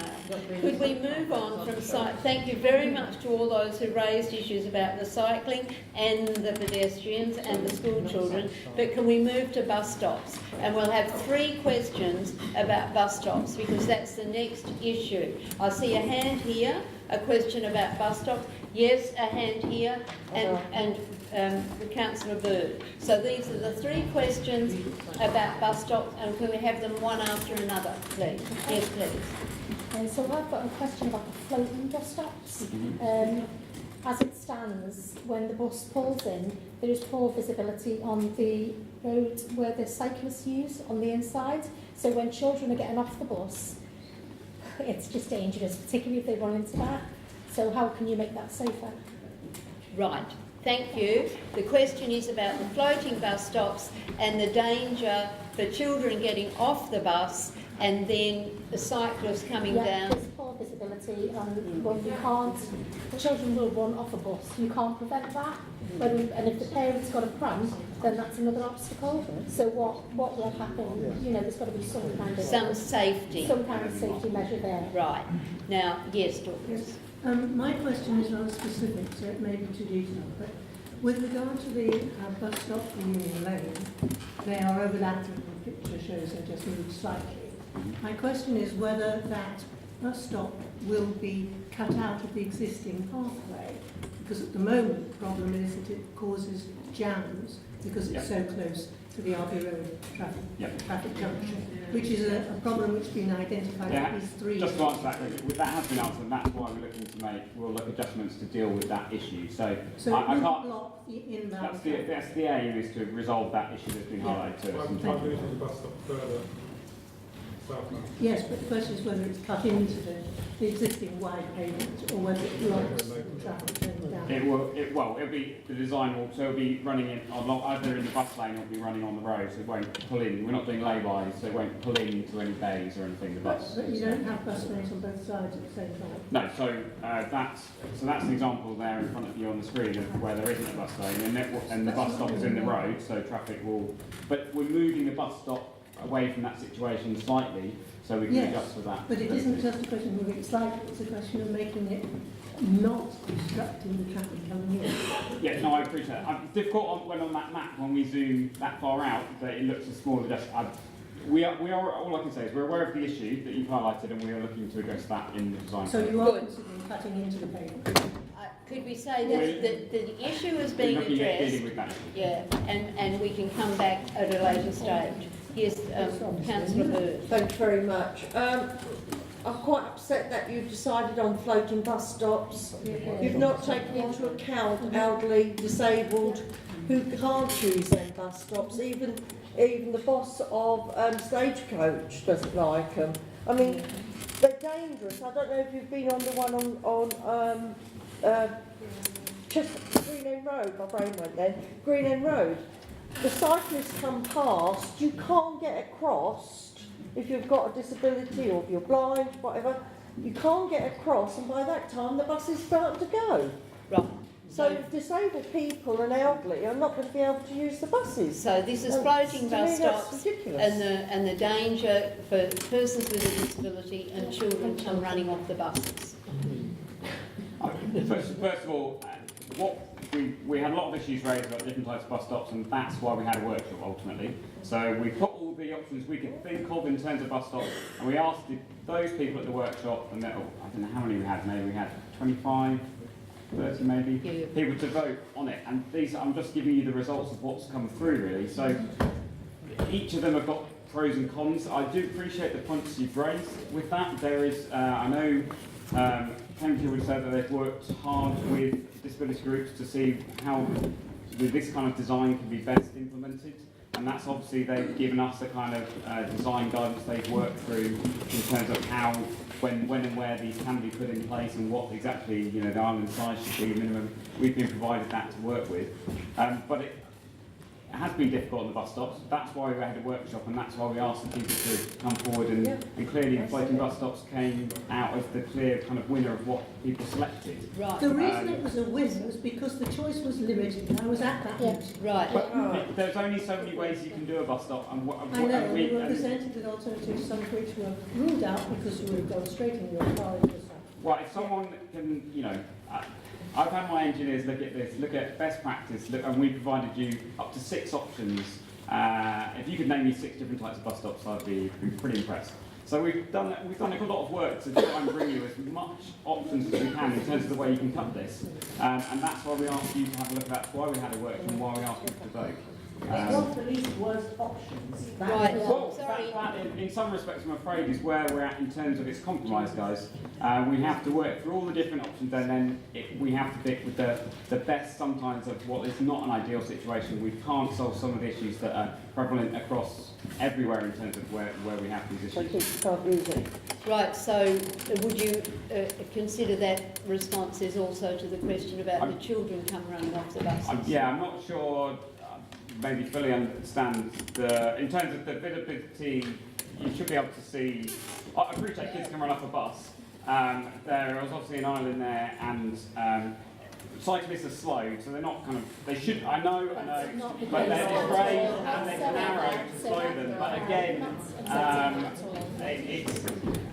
it's either that or we're putting cyclists then out into one way or another. We end up putting someone in there, and it's trying to balance that. And again, that's what all these items again were why we had lots of options and asked people to vote on what they thought was the best way forward, because it is a compromise.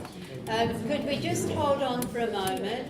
We've had our 3 questions on the bus stops. It's absolutely clear that there's real concern about these bus stops. The officers have recognised that there's real concern about this and the safety that really has to be addressed. Can we move on to trees? Just to be clear, we've gone with talk about the safety, and we talked about being concerned with this. Sorry, what was that?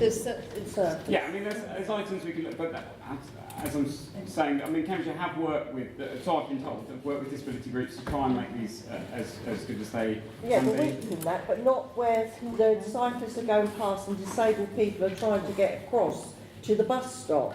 You put cyclists before the people, which to me is wrong. Okay, this issue is very clearly one that really needs to be considered.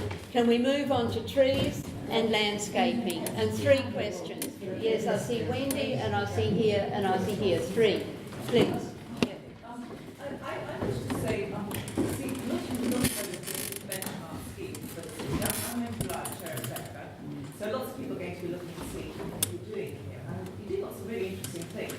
But what I'm wondering is there going to be like a master plan for motorroad in terms of the landscaping plan, in terms of things like multifunctional green infrastructure, that you might have, say, green roofs, stormwater, swales, streets, that blends in the trees, you've got the choice of the trees, that people can see that, and there's some fantastic schemes going on in places like Aylesbury. Barrett Homes is working with council there in terms of working with the RSPB to do schemes about green streets, but also building in some linear urban corridors and wildlife.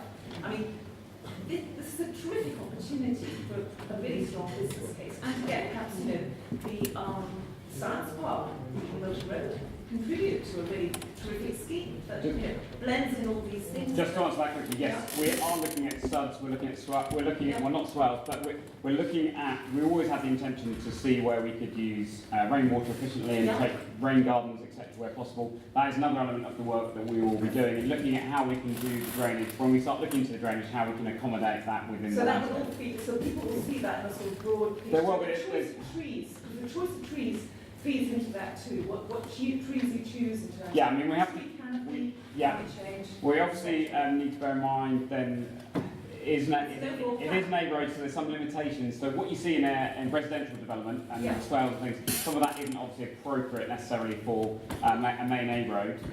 Because the traffic is not going as slow, it's a different environment, it's dealing with a lot of other areas. If you've got a big swale, a ditch say, behind the side of the road, that can create other hazards for other users. So appropriate options that are available to us to be used, we're certainly looking at those, and they will take No, because sorry, look, sorry Wendy, we've got 15 minutes. There are other people here who've got questions, and it's not fair. We actually have to spread the time between the people who are here.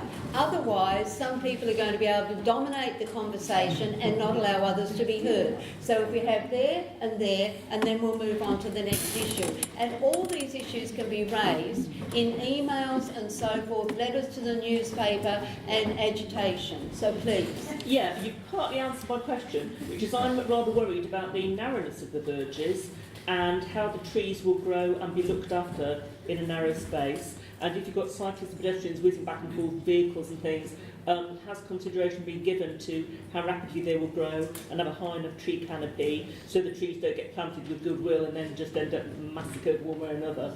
Because, you know, the road as it is, the trees have had bits of mixed fortunes and they will need time to establish. So what's going to be done to make sure they do get properly established and looked after? Good. No, sorry.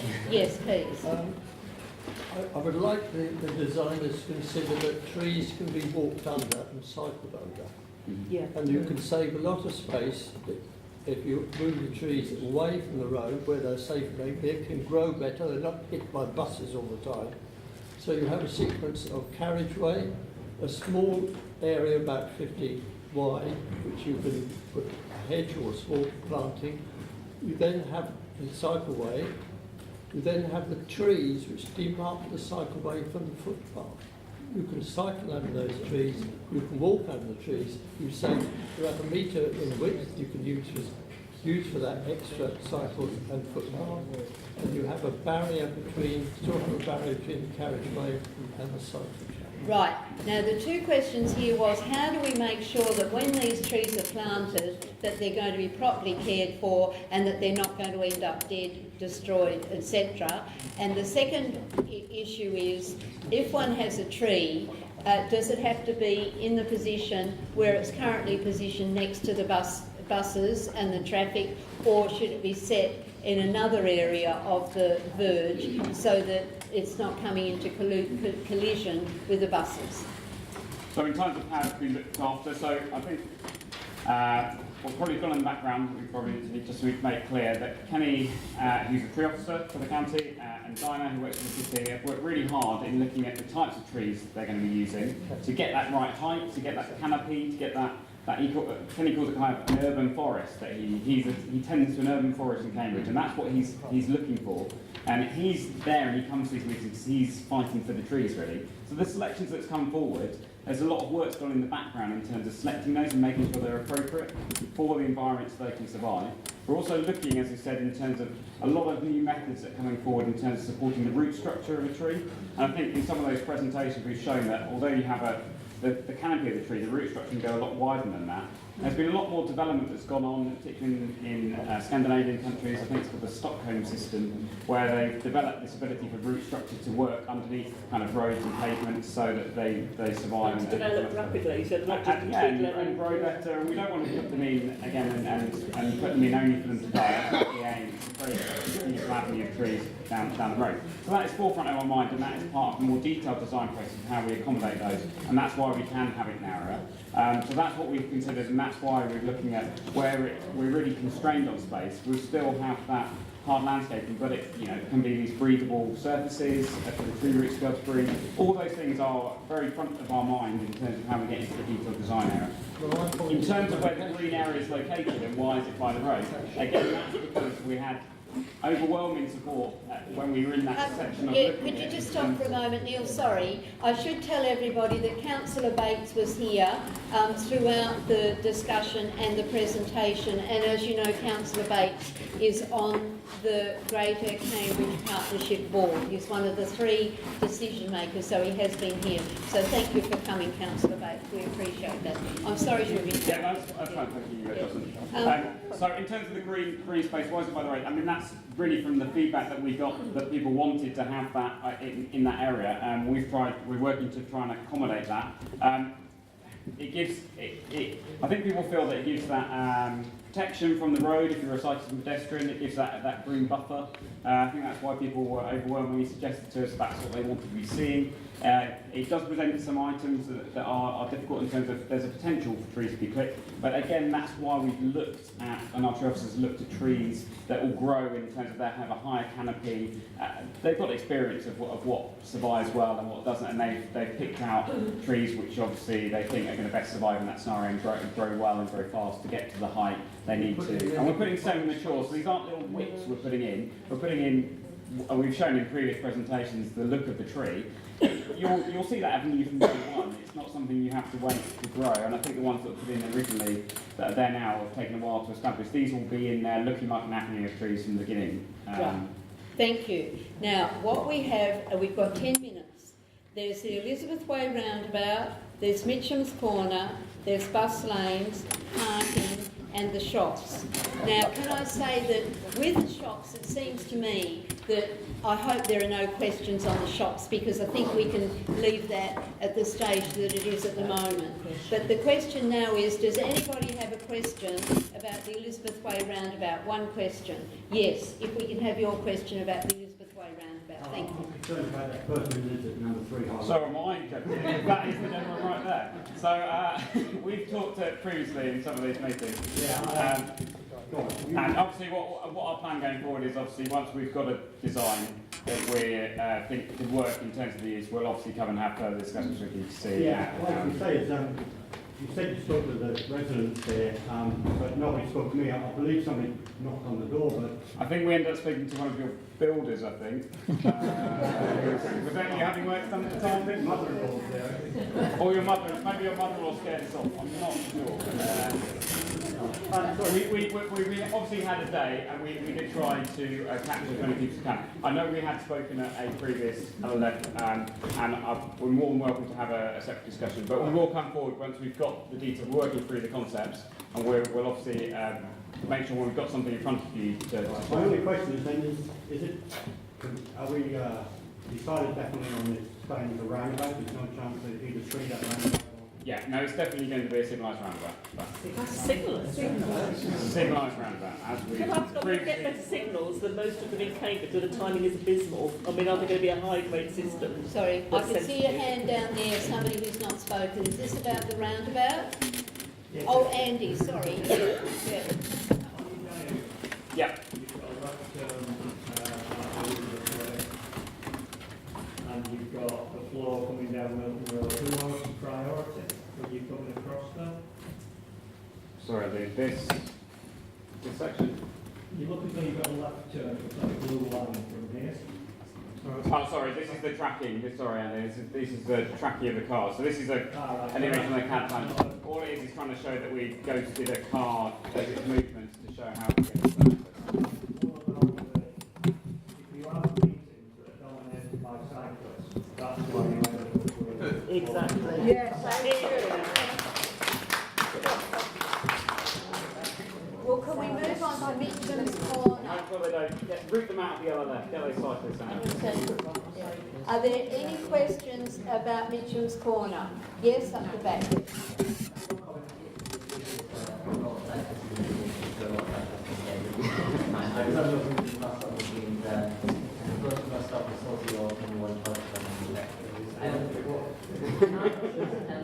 Quick question about the Richmond Corner shops and next to the parking. You know, we find parking there as well? there's currently no safe parking for the shops up at the clock, which is all full. In Mitchum's Corner? Yeah. Is Evans cycle parking outside? Yeah, that end parking. Oh, at the end bit here. I guess we haven't got into the exact details of that element of it at the moment, but certainly, so you'll be, just as we meet, as we come to the end, it's something we can certainly, if it's in land that we control, certainly if it's in private land, if discussions with the landowner in that area. But obviously, we don't want to follow these facilities and then no one uses it. Sorry, if Councillor Ross, yeah, if I can just add something to that. I think the cycle parking needs to be thought of really seriously as well down Milton Road around all the shop areas, because at the moment there is a real problem, particularly at the bottom of Milton Road and around the where you showed all the parks. Yeah, there's a bit of a mishmash up there at the moment, isn't there? Yeah. It could be consolidated. And there will be more cycles need parking spaces. Yeah, it's certainly a good point towards the bottom of it. I think it's a fair point, well considered that. And at the top end. And at the top end, yeah. Yeah, the concern is cycle parking all the way along Milton Road has to really be considered. I see that there are people here. It has been considered, but there's certain areas where I know, considered more, generally. I can see there are people from Friends of Mitchum's that you don't have any questions. Good, thank you. Well, now the next one is bus lanes. Are there any questions about bus lanes? Yes. I'm worried about coming out of side roads, and if this is a dedicated bus lane, what sort of leeway have motorists got? I'm talking from Hurst Park Avenue, so if you were going out, you'd be going out across pedestrians, cyclists, trees, car. I mean, you might have to go into a bus lane or across a bus lane. Obviously not when the bus is there, but there won't be any ridiculous rules about, you can't traverse bus lanes or anything. No, you can cross the bus lane to get out of the side. Good. And now up the back there, bus lane. Yes, you. Yes, sorry. Can you stand up?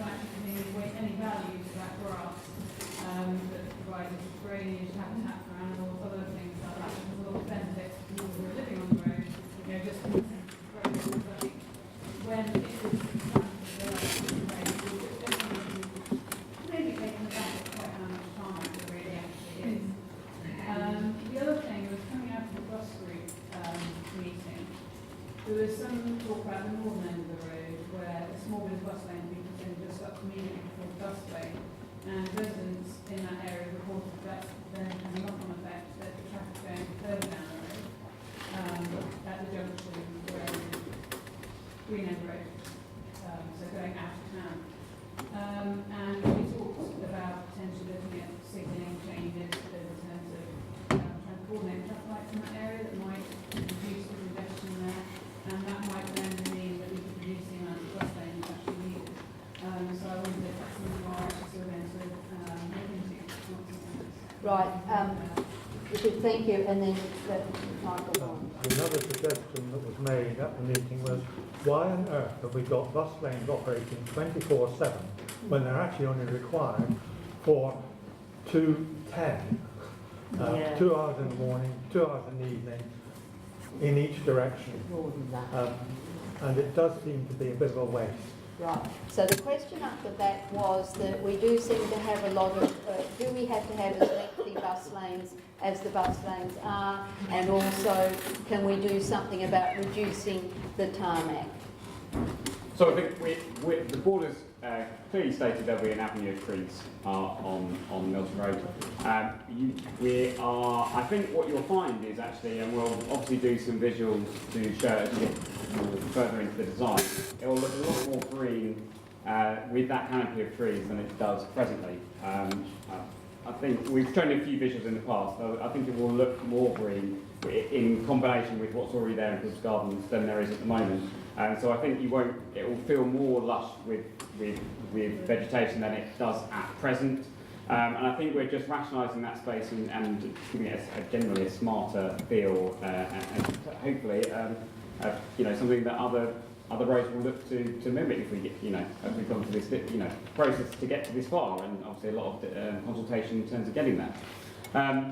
In terms of the top end, we did discuss lots of different areas. Obviously, we're looking at the modelling and how that influences these areas and where we're working with the signals team. But what I've tried to do is just give you the main areas that we're focusing on that we agreed in that meeting. In terms of, as you're saying about its use, that's why we're looking at this option of having it as a loading. We wouldn't have it as a general running lane. Otherwise, off-peak, that not so necessarily makes sense, but certainly to support that opportunity, to answer that question of how do residents get, deliveries to their homes, we're certainly looking at whether we only have loading restrictions in those peak periods, and outside of that, there's an ability for people to trace people to use it for loading and unloading in that area. Yeah, good. Now, I think we've actually got 2 minutes according to the clock there. There's an item here about parking, and what I should say is that there is quite a lot of discussion going on about parking in this whole area. And there are different stages that the areas have reached in terms of their satisfaction or otherwise with moving into a formal consultation. But I emphasise this, no residents parking scheme will go ahead unless a majority of residents in the particular zone want it. So in the end, it's up to the residents as to whether the residents want residents parking or not. But I think that because there are other processes going on in terms of the residents parking, the county council is running consultations and so on. Perhaps if we leave that one. All those says I had a discussion with the officer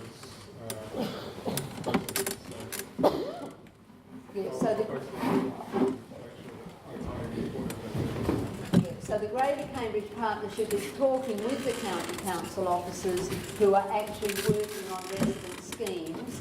And I know that Councillor Richards and Councillor Manning have put in a lot of work with discussion with residents as to how we should move forward, as they say, in this area. But I think that we can't really open up that whole discussion about residents parking this evening. But yes, one question here. To do with loading and parking. Good.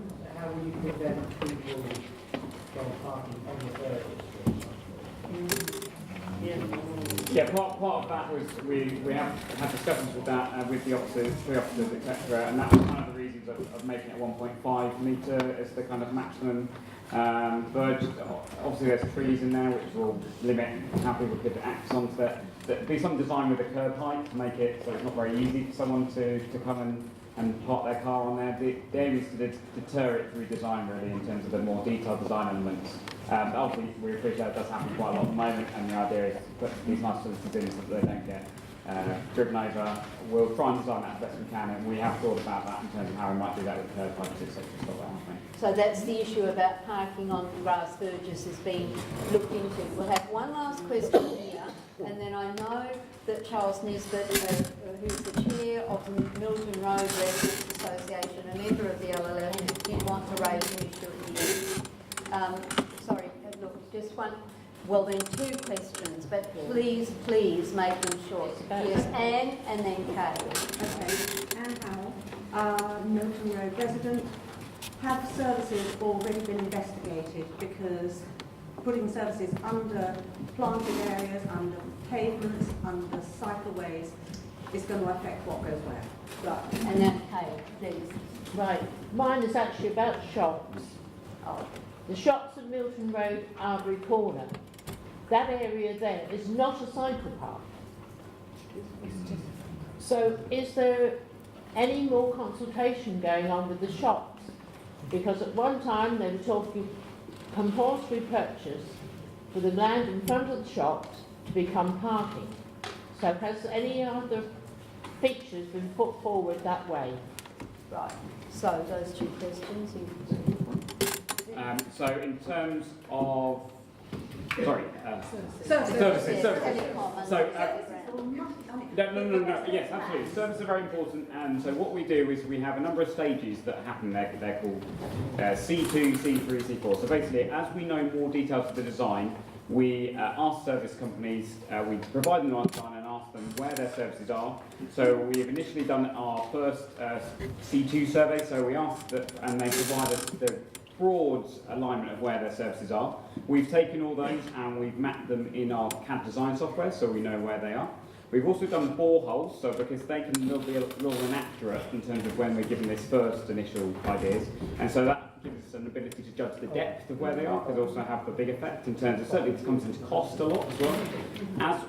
As we get into the more preferred design and we've got a more detailed design, we'll then send that again out to those utility companies to say, right, this is what we're kind of looking to do at the moment. It really comes down to curb movements. If we start moving curbs away, obviously that can expose fibre optics or drainage or other. Fibre optics are really the expensive ones to move.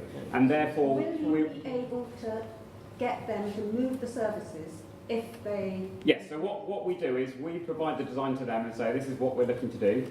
What services have you got that will be affected? Right. What is the cost of moving those services?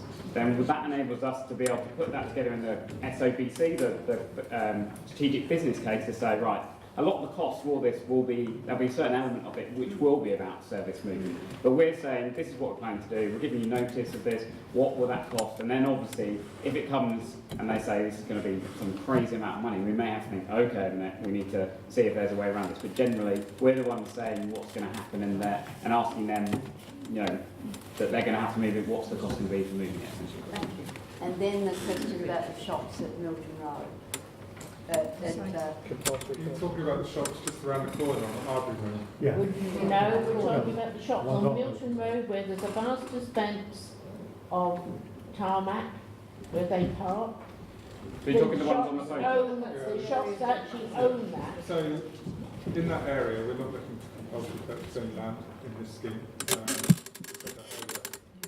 What we're looking to do is to work with the shop owners and offer them a package of measures if we can get them to all work together. The shops around the corner, I'll tell you now, there's a parking there. I've parked there myself at the end of the Pakistan. Yeah, and what did you use? use? Go in there and you can park in there. Yeah, so where we've got these rights of way, so where there's these parking areas at the back, we have to obviously maintain those. Part of what Paul's done in doing this kind of talking with the shop owners, understanding how they use their facilities, is build up a picture of what we need to maintain going forward in the design. So if we get to, you know, worst case scenario, we have to maintain their access and they don't want to work with us. But we don't want to obviously be in that position. We want to get a compromise between us, but we need to understand how they're using it. We're not looking to do compulsory purchase. No, the key thing is to get an agreement with the shop owners so that we can improve their land. Obviously, there's a lot of work to do to get that agreement. If we end up not getting agreement with certain shop owners, it will limit what we can do on that area.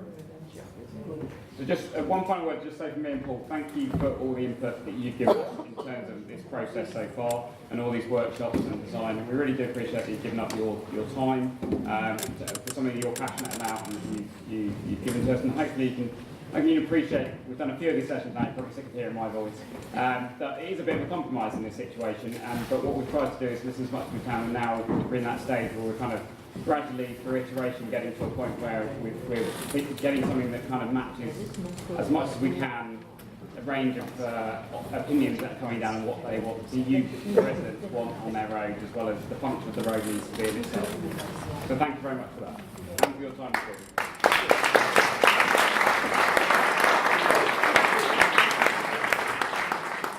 Actually, it's come to pass that Mr Nisbet, Charles, doesn't want to put forward his suggestion. So all that I will say is thank you very much for coming, and I am sorry that I had to be a bit strict, but in the end, we did manage to get through a lot of questions and a lot of points being raised. And know that you can always email the officer, Paul, and Paul will convey the issues to Neil Bolton. I just did want to say about the trees, because I said earlier I'd say something about the trees. There is ongoing discussion about the trees and about the types of trees that should be used, so the matter is not yet closed. Thanks.